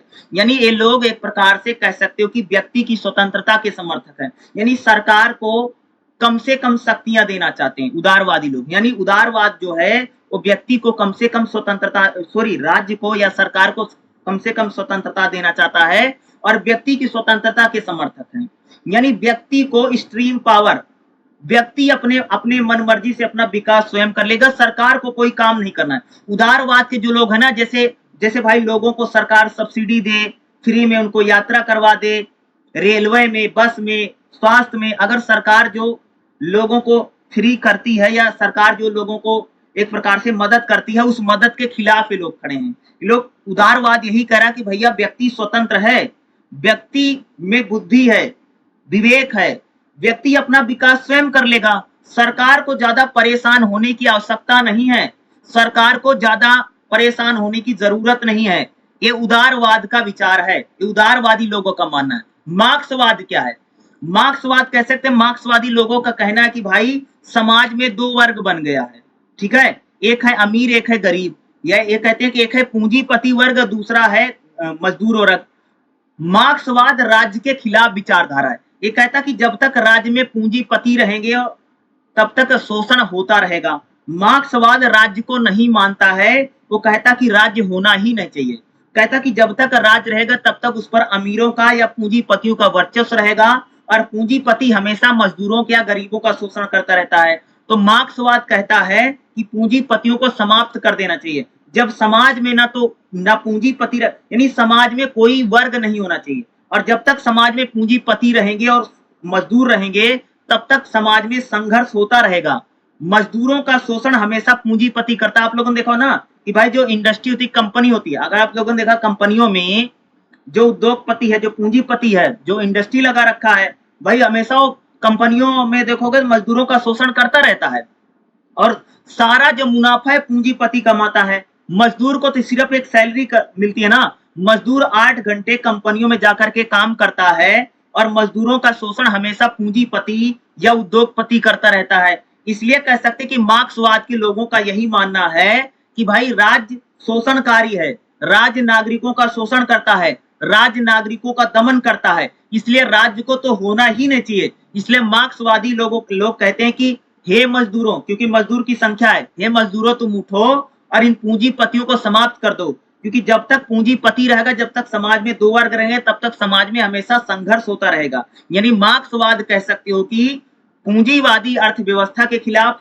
राज्य के खिलाफ खड़ी हुई विचारधारा है। मार्क्सवाद कहता कि भाई साम्यवाद आना चाहिए, समाज में किसी प्रकार का वर्ग नहीं होना चाहिए, और समाज में जब तक वर्ग रहेगा तब तक मजदूरों का या गरीब व्यक्ति का शोषण होता रहेगा। यानी मार्क्सवाद कह सकते किसानों की और मजदूरों की बात करता है, और कहता कि पूंजीपति जो शासन है ये समाप्त होना है, और पूंजीपति हमेशा, राज्य हमेशा पूंजीपतियों का समर्थन करता है, और पूंजीपति हमेशा मजदूरों का, किसानों का शोषण करते हैं। और जब तक समाज में वर्ग रहेगा तब तक भाई मेरे मजदूरों का शोषण होता रहेगा। ये मार्क्सवादी विचारधारा है, मार्क्सवाद कह रहा है, ठीक है। जैसे नव उदारवाद की अगर मैं बात करूं तो अगर आप देखोगे तो नव उदारवाद जो है, नव उदारवाद ओपन मार्केट की बात करता है। भाई मार्केट को खोल दो, इकोनॉमी को खोल दो, वैश्वीकरण जो है वो नव उदारवादी विचारधारा है। यानी उदारवाद एक प्रकार से व्यक्ति की स्वतंत्रता की बात तो करता, भाई व्यक्ति को ज्यादा से ज्यादा स्वतंत्रता मिले, राज्य जो है कम से कम नागरिकों पर नियम कानून लगाए, ये तो उदारवाद है। लेकिन नव उदारवाद कह सकते हैं कि ओपन मार्केट की बात करता है, कहता है कि भाई एक प्रकार से मार्केट जो है, जो बाजार है उसको खोल देना चाहिए, जैसे एक देश दूसरे देश में जाकर के अपने सामान को बेच सके। दूसरा, जैसे अगर आप देखोगे भाई चाइना का सामान भारत में आकर के खूब बिक रहा है, ये नव उदारवादी विचारधारा है। क्या है? नव उदारवादी विचारधारा है, कही रही है। और नव उदारवादी लोगों का मानना है कि वैश्वीकरण के समर्थक नव उदारवादी हैं। कहते भाई एक देश दूसरे देश में अपने सामान को बेच सके, दूसरा तीसरे देश में सामान को बेच सके, आवाजाही में किसी प्रकार की दिक्कत ना हो, और वैश्वीकरण का समर्थक नव उदारवाद है। अगला नव मार्क्सवाद क्या है? नव मार्क्सवाद कह सकते हैं, मार्क्सवाद की अगली बात करता है। ये कहता कि भाई राज्य तो होना ही नहीं चाहिए, राज्य जब तक रहेगा वो तब तक मजदूरों का शोषण करता रहेगा। यानी जो नव मार्क्सवाद है वो कहता है कि समाज में किसी प्रकार का वर्ग नहीं रहना चाहिए, जब तक वर्ग रहेगा तब तक वर्ग संघर्ष रहेगा। इसमें एक शब्द है नारीवाद। नारीवाद क्या है? यानी जो महिलाओं के अधिकारों की बात करता है कि समाज में पुरुषों के बराबर भी महिलाओं के अधिकार मिलने चाहिए। जो समाज पुरुषों को अधिकार देता वही अधिकार महिला को मिले, यानी महिलाओं को राजनीतिक अधिकार, सामाजिक अधिकार पुरुषों के बराबर ही मिलना चाहिए। ये नारीवादी विचारधारा है, इसमें नारीवाद में कहा गया है। बहुसंस्कृतिवाद क्या है? ये थोड़ा इंपॉर्टेंट हो सकता है, पेपर में भाई मेरे आ सकता है आपके एग्जाम में। बहुसंस्कृतिवाद, बहुसंस्कृतिवाद जैसे भारत में बहुत सारा कल्चर है ना, जैसे अगर आप देखो भाई हरियाणा का अलग कल्चर है, पंजाब का अलग कल्चर है, बिहार का अलग कल्चर है। भाई हर राज्य का खान पान अलग है, हर राज्य का पहनावा अलग है, हर राज्य की संस्कृति अलग है ना। अगर आप देखोगे भाई गुजराती खाना अलग है, बंगाली खान पान अलग है, बिहार का खान पान अलग है, हरियाणा का खान पान अलग है, दक्षिण भारतीय राज्यों का खान पान अलग है। ये बहुसंस्कृतिवाद है, यानी एक देश में कई सारी संस्कृतियां। अगर आप देखो भाई गुजरात का पहनावा अलग है, राजस्थान का पहनावा अलग है, बंगाल का पहनावा अलग है, बिहार का पहनावा अलग है। अगर आप देखोगे तो गुजरात में अलग प्रकार का नृत्य डांस होता है, महाराष्ट्र में अलग प्रकार का डांस होता है, राजस्थान में अलग नृत्य डांस होता है, पंजाब में भांगड़ा होता है, ठीक है। और असम और त्रिपुरा मणिपुर में देखो तो वहां पर अलग नृत्य डांस होता है। अगर आप देखो कि गुजरात महाराष्ट्र की शादी विवाह की परंपरा अलग है, दक्षिण भारत में शादी विवाह की परंपरा अलग है, तो इसी को बहुसंस्कृतिवाद कहा जाता है। यानी एक ही देश में अगर आप देखो, हमारे देश में भाई बहुत सारी संस्कृति है ना, बहुत सारा कल्चर है ना, बहुत सारा, हर राज्य का अलग अलग खान पान है, हर राज्य का अलग अलग पहनावा है, हर राज्य का अलग रीति रिवाज है, हर राज्य की अलग अलग संस्कृति है। तो इसी को हम लोग क्या कहते हैं भाई मेरे? बहुसंस्कृतिवाद कहते हैं। तो बहुसंस्कृतिवाद बहुत इंपॉर्टेंट है और आपके एग्जाम में क्वेश्चन पूछा जा सकता है, ठीक। देखिएगा अगला जो हमारा क्वेश्चन रहेगा नेक्स्ट क्या भाई? निर्वाचन व्यवस्था के प्रकार। ये बहुत इंपॉर्टेंट है और आपके एग्जाम में निर्वाचन व्यवस्था पूछी जा सकती है, ठीक है। निर्वाचन व्यवस्था में अगर बात करूं तो सबसे पहली व्यवस्था भैया उसको बोलते हैं बहुलवादी व्यवस्था। बहुलवादी व्यवस्था का मतलब होता है, इसको खास तौर से first past the post system भी बोला जाता है, कि जिसमें सबसे ज्यादा उम्मीदवार जो वोट पाएगा और जो जीतता उसको ही हम लोग क्या बोलते हैं? बहुलवादी व्यवस्था बोलते हैं। बहुलवादी व्यवस्था में क्या होता है कि एकल सदस्य निर्वाचन होता है। यानी एक बहुलवादी व्यवस्था में क्या, एक आदमी एक चुनाव क्षेत्र से जीतता। जैसे मान लो कि एक इलेक्शन हो रहा, हर निर्वाचन क्षेत्र से, हर विधानसभा क्षेत्र से एक व्यक्ति जीतेगा, प्रत्येक निर्वाचन क्षेत्र से एक उम्मीदवार चुनाव जीतता बहुलवादी व्यवस्था में। और सबसे ज्यादा जो व्यक्ति मत प्राप्त करेगा, बहुलवादी व्यवस्था में क्या होता है कि जो व्यक्ति सबसे ज्यादा वोट प्राप्त करेगा वही व्यक्ति चुनाव जीतता बहुलवादी व्यवस्था में। और बहुलवादी जो व्यवस्था भारत हो, ब्रिटेन हो, अमेरिका हो, यहाँ पर बहुलवादी व्यवस्था प्रयोग में लाई जाती है। बहुलवादी व्यवस्था को फर्स्ट पास्ट दी पोस्ट सिस्टम यानी FPTP भी बोला जाता है बहुलवादी व्यवस्था को। बहुलवादी व्यवस्था में क्या होता है कि एक व्यक्ति एक निर्वाचन क्षेत्र से विजय प्राप्त करेगा। बहुलवादी व्यवस्था में क्या है कि जो आदमी सबसे ज्यादा मत पाएगा उसी व्यक्ति को विजेता घोषित कर दिया जाता है। ये नहीं देखा जाता कि उसका बहुमत है कि नहीं है। अगला है भाई मेरे दूसरी जो व्यवस्था उसको बोलते हैं भाई मेरे बहुमतीय व्यवस्था।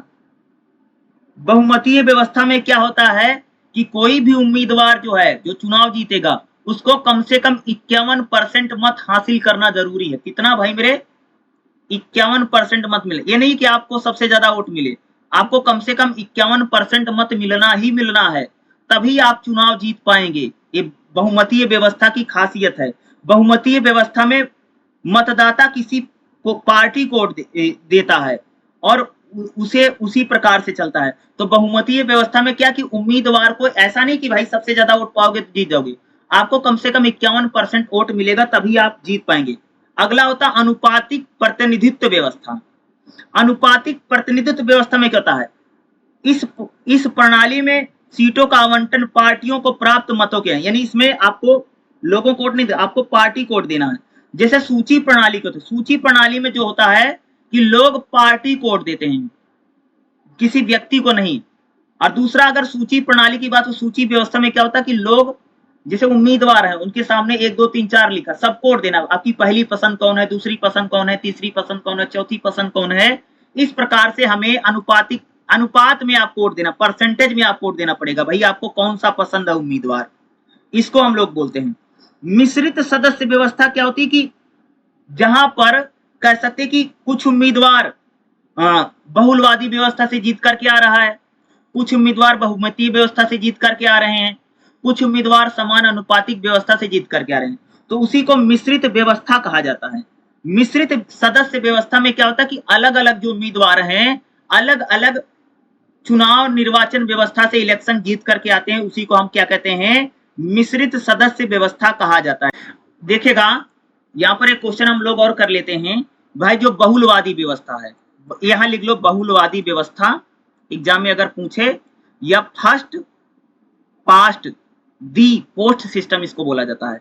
फर्स्ट पास्ट दी पोस्ट सिस्टम क्या होता है कि भैया जो आदमी सबसे ज्यादा वोट पाएगा उसी को विजेता घोषित कर दिया जाता है। ये सबसे सरल तरीका है किसी को भी चुनाव जिताने का, हर कोई व्यक्ति समझ सकता है कि कौन सा व्यक्ति जीता है। और जो फर्स्ट पास्ट दी पोस्ट सिस्टम यानी बहुलवादी व्यवस्था है, ये बहुत तेज है, रिजल्ट इससे बहुत जल्दी आता है और इसमें खर्चा भी कम होता है। दूसरा, यह स्थिर सरकार के लिए बहुत इंपॉर्टेंट है। फर्स्ट पार्टी पोस्ट सिस्टम जो होता है इसके जरिए सरकार का चुनाव जल्दी हो जाता है और एक प्रकार से हम जो सरकार चुनते हैं बहुत स्थिर सरकार होती है। बहुलवादी व्यवस्था की अगर बात करूं तो इसमें प्रतिनिधि व क्षेत्र में सीधा संबंध होता है, यानी एक इलाके से एक उम्मीदवार जीत करके जाता है। बहुलवादी व्यवस्था में ये होता है कि एक आदमी एक जगह जीतेगा। क्षेत्रीय संतुलन बना रहता है, भाई हर इलाके से एक आदमी जीत करके गया तो सभी क्षेत्रों में जो रहता है वो संतुलन या बैलेंस बना रहता है। राजनीतिक स्थिरता को, यानी इसमें राजनीतिक स्थिरता जरूर रहती है। बहुलवादी जो व्यवस्था है, ये जो फर्स्ट पार्टी पोस्ट सिस्टम व्यवस्था है, इसमें सबसे ज्यादा जो आदमी वोट पाएगा वो जीत जाएगा। इससे लोगों को बिल्कुल कंफर्म रहता कि भैया जिसको सबसे ज्यादा वोट मिलेगा उसको जीतना फिक्स है। बहुत सरल व्यवस्था है, कम इसमें खर्च होता पैसा का।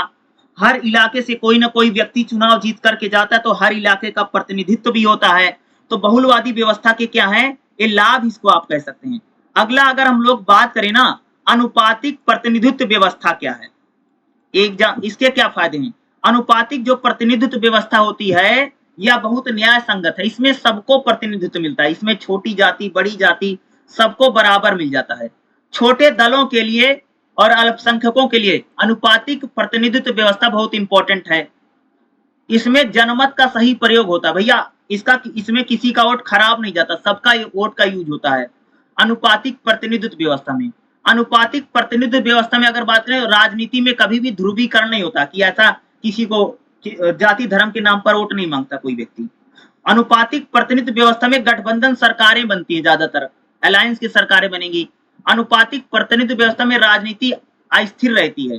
अनुपातिक प्रतिनिधि व्यवस्था में दल आधारित राजनीति होती है। इसमें जो जिस पार्टी को वोट दोगे वही देगा, यानी अनुपातिक प्रतिनिधि व्यवस्था जो होती है पार्टियों की बात करती है, किसी व्यक्ति की नहीं। अनुपातिक प्रतिनिधि व्यवस्था में जो मतदाता है और जो प्रतिनिधि है उसके बीच में दूरी बन जाती है। अगर आपने वोट दिया ना, आपने किसी आदमी को नहीं भैया बल्कि पार्टियों को वोट दिया जाता है अनुपातिक प्रतिनिधित्व व्यवस्था में, खास तौर से ये सारी चीजें। चलिए अगला क्वेश्चन देखते हैं जो खास तौर से इंपॉर्टेंट हो सकता है। देखिएगा अगला जो हम लोग क्वेश्चन करेंगे भाई मेरे काफी इंपॉर्टेंट क्वेश्चन हो सकता है, पेपर में आ सकता है। देखिएगा अध्यक्षीय शासन प्रणाली के गुण बताओ और इसको दोष बताओ। और अध्यक्षीय शासन प्रणाली को राष्ट्रपति शासन प्रणाली भी बोला जाता है, तो इस बात को याद रखिएगा। तो भाई अध्यक्षीय शासन प्रणाली के गुण क्या है, यानी अच्छी बातें क्या है। तो गुण या कई बार हानि और दोष भी एग्जाम में पूछा जाता है। तो जैसे क्या पूछा है, अध्यक्षीय शासन के गुण बताओ। तो भाई अध्यक्षात्मक जो शासन होता है या सशक्त सरकारें बहुत होती हैं। भाई अगर आप देखो जैसे अमेरिका में राष्ट्रपति शासन प्रणाली है, तो राष्ट्रपति शासन प्रणाली में क्या होता है कि सरकार स्थिर रहती है। सरकार भैया अगर 4 साल के लिए चुनी गई या 5 साल की चुनी गई है तो सरकार स्थिर रहेगी, ऐसा नहीं कि बहुमत चला जाएगा तो सरकार गिर जाएगी, अच्छी बात होती है। अध्यक्षात्मक शासन में होता भैया कार्यपालिका और विधायिका में स्पष्ट विभाजन है। कार्यपालिका अलग काम करती है, विधायिका अलग काम करती है। अगर आप देखोगे अमेरिका में अध्यक्षात्मक शासन यानी राष्ट्रपति शासन प्रणाली है, राष्ट्रपति अपना अलग काम करता है और संसद अपना अलग काम करती है, यानी इसमें स्पष्ट। और अध्यक्षात्मक शासन में बोला जाता है राष्ट्रपति शासन प्रणाली जहां पर भी है तो बोला जाता है कि बहुत तेज निर्णय लेती है, निर्णय लेने की क्षमता इसमें ज्यादा है। भाई राष्ट्रपति एक ही है, उसको कुछ किसी से पूछना नहीं है। तो कह सकते हैं कि राष्ट्रपति शासन प्रणाली की खासियत ये कही जाती है कि जिन भी देशों में राष्ट्रपति शासन प्रणाली है वहां जो डिसीजन है, जो निर्णय है बहुत तेज लिए जाते हैं। अगर आप देखोगे भाई अमेरिका में राष्ट्रपति शासन प्रणाली यानी अध्यक्षात्मक सिस्टम है, तो अध्यक्षात्मक जो सरकारें होती हैं ये कोई भी फैसला अगर इनको लेना होता है ना बहुत जल्दी लेती हैं, डिसीजन मेकिंग होती है, बहुत ही जल्दी फैसला लेती हैं, खास तौर से अध्यक्षात्मक जो सरकारें होती हैं। अध्यक्षात्मक शासन में क्या होता है, यहाँ पर नेतृत्व बहुत बढ़िया होता है क्योंकि राष्ट्रपति के इर्द गिर्द ही सारी सत्ता होती है और सारे डिसीजन राष्ट्रपति को लेना है, तो राष्ट्रपति में क्षमता है।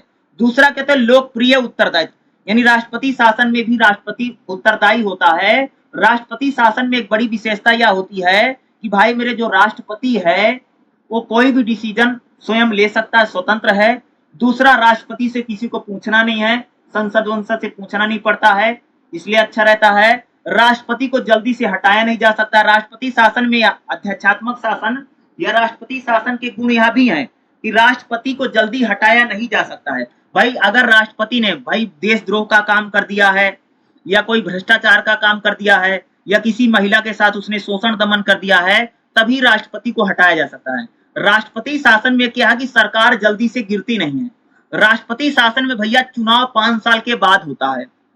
संसदीय शासन में तो भाई सरकार गिरी चुनाव हो जाएगा, लेकिन अध्यक्षात्मक जो शासन होता है उसका गुण यही है कि यहाँ पर चुनाव फिक्स है, 4 साल के बाद होगा या 5 साल के बाद होगा चुनाव, 4 या 5।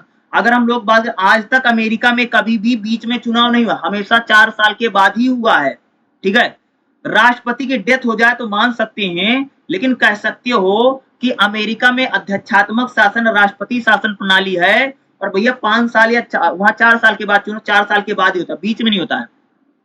अध्यक्षात्मक शासन में कमियां क्या है, यानी इसके हानि और दोष क्या है। अध्यक्षात्मक शासन में बोला जाता है राष्ट्रपति कभी कभी तानाशाह बन सकता है और राष्ट्रपति के तानाशाह बनने की संभावना ये कमी है। दूसरा यहाँ पर कार्यपालिका और विधायिका में हमेशा टकराव होता है। भैया राष्ट्रपति और संसद हमेशा लड़ते रहते हैं, दोनों में टकराव। और संसदीय खास तौर से जो अध्यक्षात्मक शासन है या राष्ट्रपति शासन है, इसमें सरकार उत्तरदायी नहीं रहती, यानी रिस्पॉन्सिबिलिटी कम रहती है, जिम्मेदार कम। दूसरा अध्यक्षात्मक जो शासन है कह सकते हैं लचीलापन नहीं है, सरकार लचीली नहीं है कि यहाँ पर गठबंधन सरकारें बन जाए। तो भैया दूसरा राष्ट्रपति को जल्दी हटाया भी नहीं जा सकता है, तो यहाँ इसलिए दूसरा लोकतांत्रिक मूल्य कम रहते हैं। अध्यक्षात्मक शासन में राष्ट्रपति जो होता है एक प्रकार से तानाशाह उसके बनने, राष्ट्रपति अपनी मर्जी करता है, इसलिए अध्यक्षात्मक शासन में हमको यह दिखाई देता है कि लोकतंत्र की कमी हमें दिखाई देती है, क्योंकि राष्ट्रपति अपने मन मुताबिक सारे काम को करता है, वो अपने मंत्रियों से सलाह ले ना ले इससे कोई फर्क नहीं पड़ता है। तो खास तौर से एक क्वेश्चन काफी इंपॉर्टेंट है, अध्यक्षात्मक शासन प्रणाली के गुण और दोष आपके एग्जाम में पूछे जा सकते हैं और संसदीय शासन प्रणाली के गुण दोष भी एग्जाम में आ सकते हैं भाई मेरे, क्योंकि दोनों क्वेश्चन पहले इस टाइप के क्वेश्चन एग्जाम में आए। देखिएगा अगला जो हमारा क्वेश्चन है काफी इंपॉर्टेंट है भाई, संघवाद की आवश्यक शर्तें क्या। जैसे ऐसे भी संघात्मक शासन या जो संघवाद होता है उसकी क्या शर्तें होती। तो संघवाद में क्या होता भैया, लिखित और कठोर संविधान होता है ताकि उसको कोई बदल ना सके। संघात्मक शासन प्रणाली में अगर आप देखोगे तो जैसे भारत में संघात्मक व्यवस्था है तो भैया लिखित और कठोर संविधान इसलिए होता है ताकि केंद्र सरकार आराम से बदल न दे किसी भी काम को। तो लिखित व कठोर संविधान इसलिए रखा जाता है ताकि शक्तियों का बंटवारा सही से रहे। शक्तियों का विभाजन होता है भाई संघवाद में। अगर आप देखो केंद्र और राज्य में शक्तियों का बंटवारा किया जाता है। जहां पर भी संघात्मक शासन होगा या जिस भी देशों में संघात्मक शासन प्रणाली होगी वहां पर आपको शक्तियों का विभाजन मिलेगा, यानी शक्तियां केंद्र और राज्य सरकारों में बटी हुई होती हैं। और ये संविधान में कह सकते हैं शक्तियों का विभाजन होता है और संविधान में शक्तियों को बंटवारा किया गया इसलिए संविधान को कठोर रखा जाता है ताकि उसमें जल्दी से बदलाव ना हो। और संविधान इसलिए लिखित में होता है ताकि केंद्र सरकार क्या काम करेगी, राज्य सरकार का क्या काम करेगी, इसको अच्छी तरीके से लिखा रहता है। स्वतंत्र न्यायपालिका होती है भाई संघवाद की अगली विशेषता कि यहाँ पर जो न्यायपालिका होती है वो स्वतंत्र होती है, ठीक है। वो किसी भी फैसले को ले सकती भाई। अगर मान लो संसद ने किसी कानून को बना दिया और संसद के द्वारा बनाया गया कानून संविधान का उल्लंघन कर रहा है तो संसद उस कानून को यानी न्यायपालिका उस कानून को शून्य कर सकती, यानी न्यायपालिका स्वतंत्र है। न्यायपालिका पर किसी प्रकार का सरकार का दबाव नहीं रहता, यानी जो जज हैं, जज कोई भी फैसला कर सकता भैया, स्वतंत्र न्यायपालिका का मतलब होता है, ठीक है। और मान लीजिए जैसे भाई संसद ने कोई कानून बना दिया और संसद का जो कानून है वो संविधान का उल्लंघन कर रहा, संविधान को मान ही नहीं रहा, तो संसद के द्वारा बनाए गए कानून को न्यायपालिका शून्य कर सकती, खत्म कर सकती, जीरो कर सकती है। अगला क्या, संघात्मक या संघवाद में क्या था, द्वैध शासन व्यवस्था है, यानी दोहरी सरकारें, यानी दो शासन प्रणाली थी। एक केंद्र की सरकार होती, एक राज्य की सरकार। जैसे मैंने पहले बताया जैसे भाई केंद्र, जैसे अगर आप देखोगे हमारे देश में संघवाद है, संघात्मक शासन प्रणाली है, तो आप लोग देखते हो एक मोदी की सरकार है और एक राज्यों की सरकार है, जैसे हरियाणा की सरकार, यूपी की सरकार, बिहार की सरकार, राजस्थान की सरकार। यानी संघात्मक शासन व्यवस्था में क्या होता है कि हमें दो सरकारें दिखाई देती हैं, ठीक है। एक केंद्र की सरकार होगी, एक राज्य की सरकार होगी। जैसे अगर आप लोग देखोगे एक नरेंद्र मोदी की सरकार है, बिहार में बिहार सरकार नीतीश कुमार की है। उसी प्रकार में अगर आप उत्तर प्रदेश में देखोगे एक मोदी की सरकार आपको दिखती है केंद्र की, और दूसरा आपको उत्तर प्रदेश में योगी की सरकार दिखाई देती है। तो संघ भारत में संघवाद है, संघात्मक शासन व्यवस्था है। तो संघवाद या संघात्मक शासन व्यवस्था में क्या होता है, दोहरी शासन प्रणाली है, यानी दो सरकारें दिखाई देती हैं। अगला क्या, राज्यों की स्वायत्ता। भाई राज्य जो सरकारें होती है स्वतंत्र होती है, संविधान में उनको काम करने के लिए स्पष्ट लिखा गया है।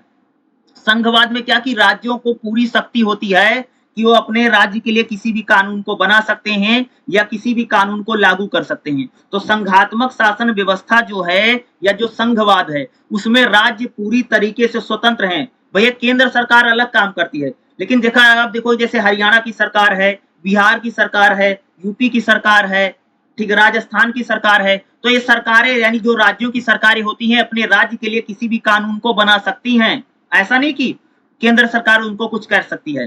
राजनीतिक सहभागिता बहुत होती है भाई। अगर आप देखोगे संघवाद में क्या केंद्र और राज्य सरकारें मिलकर के हमेशा काम करती हैं, यानी केंद्र सरकार और राज्य सरकारों में सहयोग होता है। दोनों आपस में सहयोग के साथ या सहमति के अनुसार क्या करती हैं, काम करती हैं। तो संघवाद में अगर आप देखो भैया जैसे हमारे देश में जैसे केंद्र में अगर आप देखो मोदी की सरकार है, उसी प्रकार से कई सारी राज्य सरकारें होती हैं। तो राज्य सरकार, मोदी की सरकार और राज्य सरकार दोनों आपस में मिलजुल करके सहयोग करके पूरी शासन व्यवस्था को चलाती हैं। तो संघात्मक शासन व्यवस्था में या संघात्मक शासन प्रणाली में हम लोगों को ये चीजें देखने को मिलती हैं। ये भी काफी इंपॉर्टेंट क्वेश्चन हो सकता है और एग्जाम में आ सकता है। अगला एक क्वेश्चन देखिएगा, जैसे आपके एग्जाम में राष्ट्रपति की विशेषता पूछे या राष्ट्रपति शासन प्रणाली की एग्जाम में अगर क्वेश्चन आ जाए तो आप क्या लिखेंगे, उसकी मैं हेडिंग बता देता हूं। जैसे भाई राष्ट्रपति शासन प्रणाली की अगर आप लोग विशेषता देखेंगे तो राष्ट्रपति को संविधान का संरक्षक माना जाता है कि भाई राष्ट्रपति के साइन के बिना संविधान में कोई बदलाव नहीं सकता और कोई कानून बन नहीं सकता। राष्ट्रपति शासन प्रणाली में अगर आप देखोगे तो एक खास तौर से विशेषता है कि राष्ट्रपति को संविधान का संरक्षक यानी वो संविधान की सुरक्षा करने वाला माना जाता है। राष्ट्रपति जो होता है भैया राष्ट्र का प्रमुख होता है। अगर आप देखेंगे तो खास तौर से जहां पर भाई राष्ट्रपति शासन प्रणाली, जैसे अमेरिका में राष्ट्रपति शासन प्रणाली है, तो जो राष्ट्रपति होगा वही राष्ट्र का प्रमुख होता है और सारे काम राष्ट्रपति ही करता है, खासतौर से राष्ट्रपति शासन प्रणाली में। राष्ट्रपति शासन प्रणाली में अगर आप देखोगे तो कार्यपालिका जो है शक्तियों का स्रोत होता है। कार्यपालिका अपना अलग काम करती है और राष्ट्रपति जो है अपना अलग काम करता है, ठीक है। राष्ट्रपति शासन प्रणाली में अगर आप देखोगे सशस्त्र बलों का सर्वोच्च सेनापति भाई राष्ट्रपति होता है। राष्ट्रपति शासन प्रणाली में अगर आप देखोगे तो राष्ट्रपति सेनाओं का भी अध्यक्ष होता है और राष्ट्रपति शासन प्रणाली में जो राष्ट्रपति कहेगा सेना वही काम करेगी। सेना अपनी मनमर्जी से भाई मेरे कोई काम को नहीं करती है राष्ट्रपति शासन प्रणाली में या प्रेसिडेंशियल सिस्टम में सेना अपने मनमर्जी, और सेना भैया अगर मनमर्जी कर देगी तो तानाशाही आ जाएगी ना, खास से सेना का शासन आ जाएगा ना, तानाशाही नहीं सेना का शासन आ जाएगा। तो राष्ट्रपति के अनुरूप ही सेना काम करती है। विधायिका की भूमिका राष्ट्रपति शासन, विधायिका जो होती है यानी संसद अपना अलग काम करती है, राष्ट्रपति अपने मंत्रियों के साथ अलग काम करता है। प्रशासनिक भूमिका और राजनीतिक भूमिका राष्ट्रपति शासन प्रणाली में खूब होती है, ठीक है। और न्यायपालिका भैया राष्ट्रपति शासन प्रणाली में भी स्वतंत्र न्यायपालिका, जैसे अमेरिका में देखोगे तो राष्ट्रपति शासन प्रणाली है तो वहां पर भी स्वतंत्र न्यायपालिका है ये, और न्यायपालिका स्वतंत्र है, निष्पक्ष है, किसी भी फैसले को दे सकती है। वही राष्ट्रपति ने अगर कोई नियम कानून बना दिया जो संविधान का उल्लंघन कर रहा है तो न्यायपालिका उस कानून को शून्य कर सकती है, जीरो कर सकती है। ये राष्ट्रपति शासन प्रणाली की क्या विशेषता है? तो राष्ट्रपति शासन प्रणाली की विशेषता और संसदीय शासन प्रणाली की विशेषता या गुण दोष आपके एग्जाम में आ सकते। देखिएगा अगला जो हम लोग क्वेश्चन लेंगे क्या रहेगा भाई मेरे, वैश्वीकरण या भूमंडलीकरण के दौर में राज्य का स्वरूप। देखो भाई मेरे, अगर आप लोग देखोगे ना, जब से वैश्वीकरण हो गया है, जब से भूमंडलीकरण हो गया, तब से राज्य जो है वो धीरे धीरे कमजोर होती जा रहे हैं या राज्य की शक्तियां घट रही हैं। जैसे एग्जाम में आपसे पूछ सकता है कि भाई वैश्वीकरण के दौर में राज्य की संप्रभुता पर क्या प्रभाव पड़ा है। तो अगर मैं आपको एग्जांपल बताऊं ना, देखो आप लोग देखा होगा कि जब से भाई मेरे वैश्वीकरण हुआ, अगर आप देखोगे जब से जैसे गूगल कंपनी आ गई है या आईफोन आ गया है, या वैश्वीकरण जब से बड़ी बड़ी कंपनियां आई हैं, तो कई बार जो राज्य की सरकार जो सरकार होती है वो किसी की कंपनी के या किसी कंपनी के कहने से अपने देश के कानून में किसी प्रकार का परिवर्तन कर देती है, बदलाव कर देती है। तो इसी को हम कह रहे हैं कि भाई जब से वैश्वीकरण हुआ है तब से कह सकते हैं कि राज्य जो है, जो राज्य है, ठीक है, राज्य की शक्ति जो है धीरे धीरे क्या हुई है, बिल्कुल कम हुई है, घटी है। वैश्वीकरण हो जाने से क्या हो कि राज्य की शक्ति जो है या जो स्टेट है उसकी पावर यहाँ पर कम हुई है, ठीक है। अगला जैसे देखेंगे अर्थव्यवस्था पर राज्य का नियंत्रण। अगर आप देखेंगे जैसे राज्य पर क्या है, अर्थ, देखो जब से वैश्वीकरण हुआ तब से राज्य की जो अर्थव्यवस्था है जो जीडीपी है उस पर बहुत ज्यादा प्रभाव पड़ा है, क्योंकि अब ज्यादा जो फायदा हो ज्यादातर प्राइवेट सेक्टर या प्राइवेट जो कंपनियां होती हैं, जो विदेशी कंपनियां होती हैं, वो ज्यादा उसका फायदा उठा रही हैं पहले। और राज्य सरकारें, देखो सरकार भैया लोगों के लिए भलाई के लिए काम करती है, ठीक है, यानी राज्य हमेशा कल्याणकारी काम करता है। लेकिन जो वैश्वीकरण में जो कंपनी होती है सिर्फ मुनाफा कमाना चाहती है। अगर आप देखोगे भाई कोई भी कंपनी होगी तो क्या कमाना चाहती है, मुनाफा कमाना चाहती है ना। लेकिन राज्य हमेशा नागरिकों की भलाई के लिए काम करता है, जैसे बिजली के लिए, सड़क के लिए, पानी के लिए, बस के लिए, इस प्रकार के लिए राज्य जो है वो हमेशा क्या करता है, कल्याणकारी योजनाएं चलाता है। लेकिन जो वैश्वीकरण में जो कंपनी होगी, जो इंडस्ट्री होगी, वो सिर्फ अपने फायदे के लिए काम करती है। वैश्वीकरण के दौर में अगर आप देखोगे आज हमारे संस्कृति और सभ्यता भी बदली। आज देखो हमारा खान पान भाई कितना बदल गया है, हमारा पहनावा कितना बदल गया, देख रहे हो ना कि कल्चर की खान पान बदल गया, हमारा पहनावा बदल गया, हमारा धीरे धीरे रीति रिवाज भी बदल रहे हैं। तो ये किसका प्रभाव पड़ा, वैश्वीकरण का प्रभाव है। अगर आप देखेगा राज्य की सुरक्षा में भी बदलाव आ रहा है। देखो राज्य की सुरक्षा में अगर आप देखोगे, अब देखो जो साइबर आ गया, साइबर क्राइम कितने हो रहे हैं, तो राज्य पहले ज्यादा सुरक्षित था। लेकिन जब से वैश्वीकरण हो, जब से टेक्नोलॉजी आ गई है, जब से अलग अलग कंपनियां आ गई हैं, जब से वैश्वीकरण हो गया, तब से राज्य की भूमिका पूरी तरीके से बदल गई है। पहले सिविल सोसाइटी जो थी वो राज्य के सहयोग करती थी, लेकिन आज सिविल सोसाइटी और राज्य में अगर आप देखें संघर्ष भी हमको देखने मिलता है कि भाई मेरे कहा जा रहा है कि वैश्वीकरण हो जाने से कह सकते हो कि राज्य की जो सत्ता पहले थी, राज्य जो बहुत शक्तिशाली था, अब वो धीरे धीरे घट रहा। अगर आप लोग देखोगे कई बार ना, जैसे माइक्रोसॉफ्ट है, गूगल है या फेसबुक है, इनके समर्थन में कई बार राज्य सरकारें कानून बनाती हैं। जैसे मान लो कि गूगल ने कह दिया है, कोई बात कह दी, या किसी कंपनी ने कोई बात कह दी, तो राज्य सरकारें या जो गवर्नमेंट होती है वो कंपनियों के अनुसार अपने कानून को बदल देती हैं, या कंपनियों को फायदा पहुंचाने के लिए सरकारें अपने कानून में बदलाव कर रही हैं। तो यही कहा जा रहा है कि जब से वैश्वीकरण हो गया है तब से राज्य की जो संप्रभुता है, राज्य का जो एक स्वरूप था वो धीरे-धीरे बदल रहा है। राज्य उतना शक्तिशाली नहीं रह गया जितना पहले शक्तिशाली था। आज कंपनियों का जो प्रभाव, प्राइवेट सेक्टर का जो प्रभाव है वो राज्य पर पड़ रहा है।